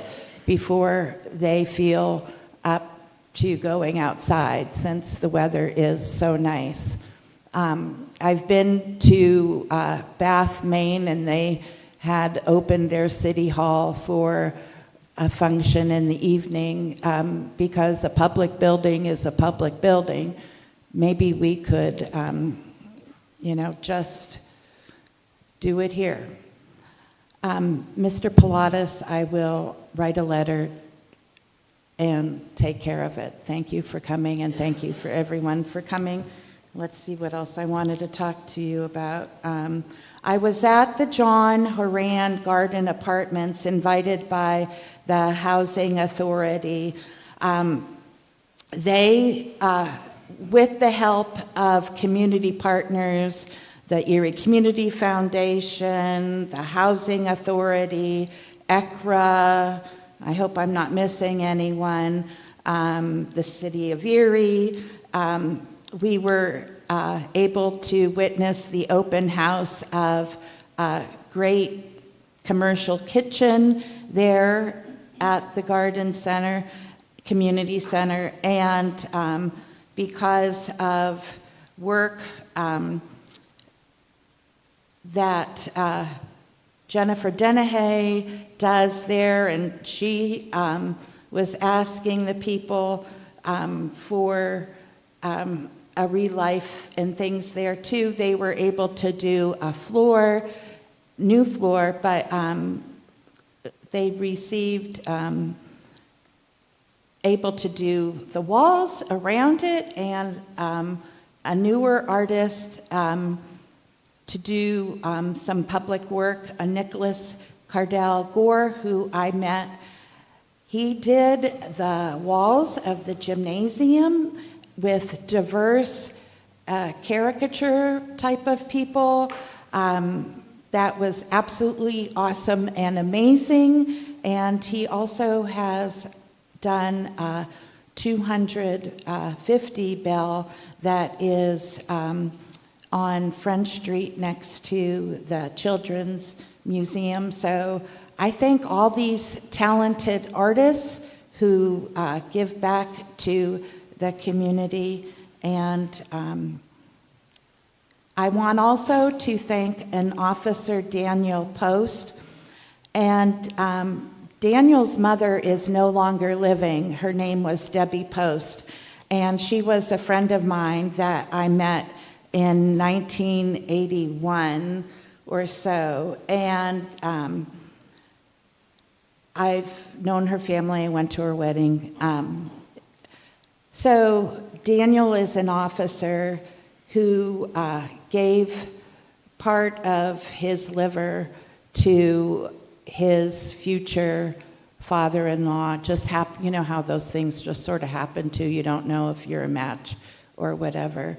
But I just want to say how awesome and amazing that is, because there's a whole lot more in the story of how that came to be and that. But anyways, thank you. Have a great day. Thank you. So there's a lot to cover. I want to start by acknowledging what has transpired between last meeting, well, actually it's been the past two meetings to where we are right now, specifically with some conduct that we've seen by our colleagues. The current rules of council lay out that we follow Robert's Rules of Orders, and that is what we utilize. In about, well, actually 3 minutes ago, because I timed this before I came out, my colleagues all received a recommendation on amending some of the ordinance of 112, which outlines the decorum and then the accountability measures that we as council members can take should any other elected on this governing body, break decorum, specifically out of Robert's Rules of Order. We are within limit because they are elected officials, and the state does not permit us to unseat anybody, to actually take away the right to vote on any measures, because that is granted to them by their elected capacity. We are able to do things like censor and remove from liaison positions. The liaison positions are assigned by the chair. Whoever is elected president, by the colleagues, it then assigns the liaison positions. After the last meeting, based on the decorum that was had, I made the decision to remove my colleague from all of his liaison positions, and I reassigned them to myself. So with that is where it stands. I heard the ask and the request to be transparent. I did not do those things publicly because I did not want it to seem that it was retaliatory or make a show of it. Those needed to be done privately, and that is what was done. But I wanted the public to know that we did hear and action was taken, and those are the steps that we did take. With that being said, I'm going to do my liaison reports now. So the convention center had a meeting, but it was rescheduled to last week. And unfortunately, I was out of town at a conference last week for Welcoming City with one of the mayor's staff, which was a phenomenal training, learned quite a bit. And also, they were also aware, because they have media alerts on our council, some of the behaviors that arose, and it did put our status as a welcoming city. They wanted to know what we were going to do, because when a elected official speaks out or speaks disparagingly, not only to their colleagues, or it is about a marginalized community member, that goes against the ordinance that we just passed. And so that had to be addressed. Thankfully, we were able to address this there with them and show that things were being handled. And so that came about. So I did miss, while we were doing that, I did miss the convention center meeting, but I will catch up and I will have a report out by our next meeting. The airport authority also met this past week, but I did get a report out from them, and I wanted to share that there is construction of the taxiway expansion that was budgeted this year is expected to be completed in July, meaning that they are making the taxiway where the planes come in safer, because just the way it was expanded. Additionally, a federal grant was awarded to them, and construction will begin on that same project, and was awarded to McCormick Construction, so they're going to continue building on this project to make that runway safer. They are in partnership with U.S. Customs and Border Protection to host a global entry interview at the airport terminal, August 11th through the 13th. All of the information on that interview process and what those are for will be on their website. The EV charging station project should be done within the next 2 weeks. And for public knowledge, is the FAA had restrictions on how many flights were permitted to go out from an airport to a certain another airport. Those are being lifted in October, so more flights to Chicago will be added the end of October from our airport, which I think is great news for us travelers. The other things I wanted to touch on is everything that everyone came here to speak on today. I am going to start with, I am a little disappointed as a member of the queer community. Yesterday we saw a ruling come out from the Supreme Court that was very disparaging for young trans people, and we also that same day saw the NAACP release a statement of solidarity saying that they did not approve of what the Supreme Court issued. And then to come today and to see so few who had shown up as they should at the last meeting not show up for today, I am a little disheartened. And that is my call to action for those of us who are in the queer community, that our movement was led by Black people, and it will continue to be at the forefront in solidarity and lockstep with Black people. So we do need to do better there. We do need to do better.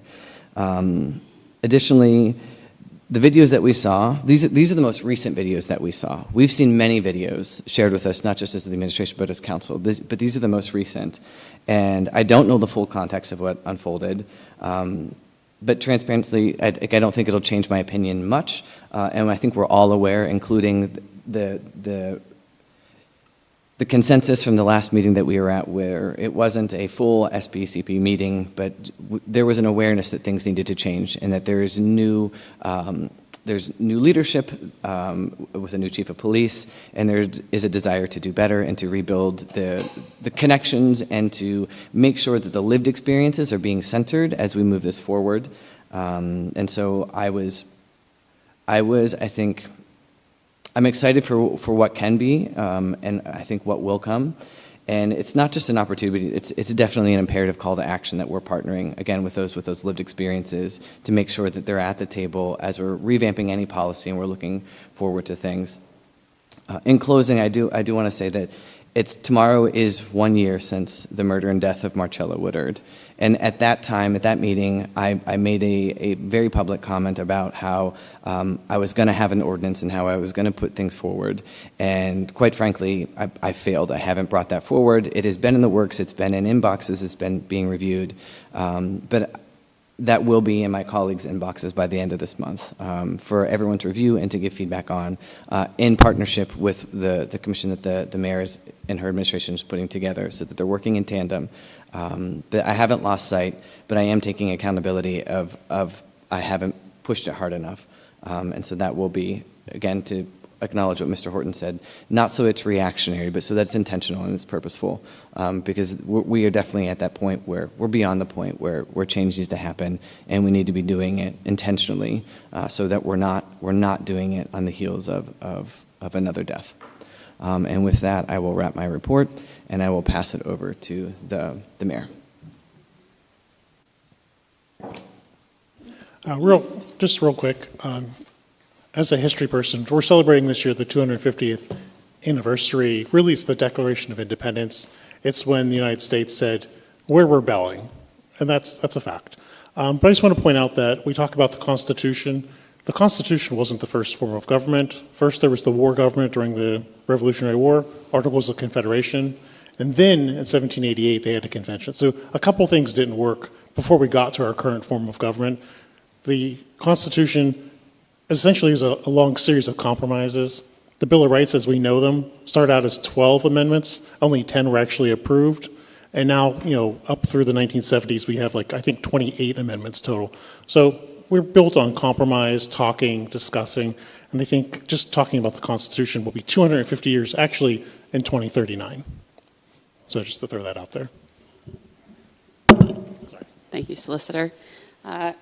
I, like Dr. Titus, will give a report and then comment on today's conversation. So first, I want to thank Council for working with us on the changes to the rental registration. We do feel this is a step in the right direction for our residents and what they have been asking for. So we thank you for your good questions and working with us on that. I also want to thank the members of the Apartment Association that came to meet with me last week that helped us with some kind of final details, understanding that we're moving forward with bringing this program in-house, but wanting to listen to all of our stakeholders. So we're happy that we have reached this point, and we look forward to the implementation. Councilor Horton, you're right, there's a lot of work to do. So that's what comes next. I want to just give a very quick update because I think sometimes things go by and we stop talking about them. I want to let Council know that Phase 1 of the Emergency Operations Center, the Miller Brothers project, is just about complete. That's the fire mechanics portion of that project. We expect that to be complete in August to be able to move our fire mechanics out of Marsh Street, which has been deemed to be fairly unsafe for them.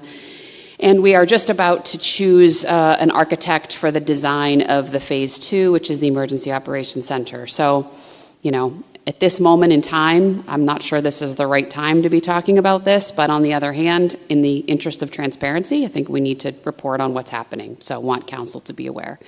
I want to note, as was mentioned at the beginning, the death of Stephen Poloris, the owner of New York Lunch. I had just been over to give Stephen the greetings of the city for his 90th birthday a couple of weeks ago. So passed very quickly. I was at the viewing yesterday and spoke with his wife, Nina. They've been married for over 60 years. She's very sad, as you can imagine, as is the family, but he had a wonderful life, leaves a wonderful legacy, and just ask everyone to keep that family in your prayers. I want to acknowledge we've had a lot of incidents on the waterfront over the past few weeks, and particularly weekends. Safety on Dobbins Landing, a lot of complaints from business owners, so there will be an increased presence on the weekends down there. This is in reaction to business owners expressing concern about speeding down there, about people using State Street and Dobbins Landing as a racetrack. Obviously not what it's intended for. So in order to keep our residents and guests safe, we need to enforce the parking, the speeding, and the kind of noise ordinances down there. So I just want people to be aware that that is happening, and that is at the request of the Port Authority, Erie Events, and the business owners particularly. They keep sending us some fairly concerning videos, and we need to take some action. I want to thank the team led by Alan Clark, our emergency management coordinator, for the cooling centers that have been set up. I want to acknowledge Ms. Faulkner's comments. We agree this is the last summer that we can be reactionary. To be quite frank, at least this summer we felt like we had pulled a team together 2 weeks ago to begin talking about this. The heat we knew was coming, it came, we reacted, but Ms. Faulkner's right, we need to have a more comprehensive approach here. Councilor Schaaf, I want to acknowledge your point about air conditioning. We agree. Figuring that out, where we can go and where we can welcome our unhoused and vulnerable neighbors is something we need to look at. So I want to thank the team for what they're doing and also say at the same time, we agree it's not enough, and we will be working on that. As we head into the July 4th celebration, I want to remind everyone of the traffic changes. July 3rd, State Street and East Front Street will be closed from 6 p.m. from Holland Street to Sassafras Street. That is going to impact traffic. It's going to impact people that are going down to visit our businesses and view the fireworks and see the concert. So please make a plan. EMTA has been a wonderful partner in making sure that we have buses running. So please, if you're going down, I really recommend you park downtown and you take the bus down. It will be the easiest way. But our businesses are open, so please frequent them, support them, celebrate down there, just plan ahead as you're heading down there. And again, East Front Street there only closed from Holland to Sass from 6 p.m. on the 3rd, and it will reopen when the fireworks are open. I want to thank those that participated in the One Bayfront open house last week. I know members of City Council were there. We were very pleased with the turnout of the people that came. We had a lot of good conversation about waterfront development and planning. My staff then hosted a lunch here on Friday with some of those who attended to really get their thoughts and dig in as we continue to move this forward. So we want to thank my staff particularly for their hard work in turning out folks to get to that. This is an important initiative as we lead our community forward and make sure the community is heard on future development. I also want to recognize that we had a cleanup in the neighborhood over by Second Baptist Church, which was culminated in a celebration, a Love Your Block celebration this past Saturday. I want to publicly thank Charlize Moore, who really led the charge there to clean up, going door to door, asking neighbors if they needed help, cleaning up their yards, helping them keep that neighborhood strong and safe, certainly under the leadership of Pastor Darrell Cook. I was glad to be there at their celebration and honor their work. We'll be continuing those events throughout the summer. 2 points of clarification I want to provide. On the issue of the best development, I do want to just be clear, workforce housing is intended to be housing for people that are working, and really people that are working in kind of lower wage jobs. So that is not intended to be luxury housing. It's not intended to be high-end housing. It's intended to be housing for people that are working in jobs that, have a lower wage, certainly for nurses and teachers and for people in kind of the hospitality industry. So I just want to clarify that is traditionally what's known as workforce housing and make sure that that's heard. Also I want to clarify, and this goes to kind of what we heard today. There was, and I'll use Dr. Titus's word, heaviness in this room, which we expected and knew was coming. I want to thank the people who spoke passionately and clearly and let us know what they feel and what they need. I want to address Councillor Pohl's comments about the SPCP and be very clear. When I came to office, we discussed rejuvenating the SPCP. That's the Strengthening Police and Community Partnership. When we tried to relaunch it, I did it poorly, and I take responsibility for that. As a result, we paused the work to make sure that we are hearing from our residents and really talking about what the community needed. Was the SPCP the actual right tool for the moment we find ourselves in? So in order to help us make that decision, we convened the old SPCP board this week. And I want to be really clear because I don't want there to be a message in the community that the mayor's gotten the SPCP back together and no one was told. That is not the case. We convened the old board, the old group, to say what worked, what didn't. Is this the right tool? What should we be thinking about? There were about 6 people, community members from the original SPCP who came. They shared their comments. We had members of City Council there. They spoke passionately about what the SBCP was and wasn't. We talked about using it as a room where we review police investigations. We talked about using it as a space where body cam footage would be reviewed and investigations would be reviewed and shared and policies reviewed. So that is one bit of information gathering that we are doing. We now will go back with that and understand, is that the correct tool? We understand something has to be done, and we are working to try to make sure it is the right thing for this moment in time. Not 10 years ago, not 2020, for 2026, where we find ourselves, that is the work that's happening. So I want to be very, very clear about that. I hear the urgency. We pledged different. We are trying to be more transparent. I hope that is what's coming across, updating the community, letting them know what's happening. From the time this incident happened on Sunday, I was in touch with the chief of police multiple times throughout the day. We initiated an investigation before a complaint was filed by Mr. Sparks' mother because we felt it was so important for us to do that. That investigation does take some time. I promise you it's not going to be months of time, but we need to review all the information. We need to get all the statements, and that is what is happening. We are committed to that. And Councilor Horton, when I met with the police chief yesterday, I told him, what is your expectation? Because mine is that we will release a report when we are done. We are committed to that. Now, will we release every bit of evidence? No, we won't, and no, we can't, because we're going to have personnel issues and also because there's legal issues happening.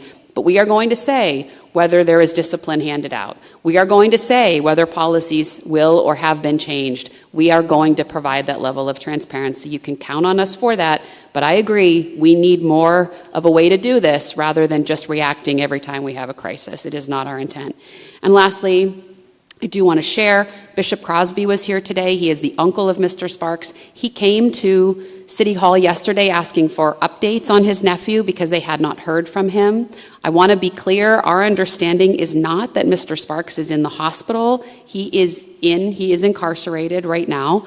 I came down from my office, I spoke with Bishop Crosby, gave him my cell phone number, told him our understanding, where he needed to go, and I told him if he didn't get answers at the Erie County Prison to come back. So again, that's all things we should be doing. So I'm just letting everyone know that as we're getting those questions, we're doing our best to provide the information that we can.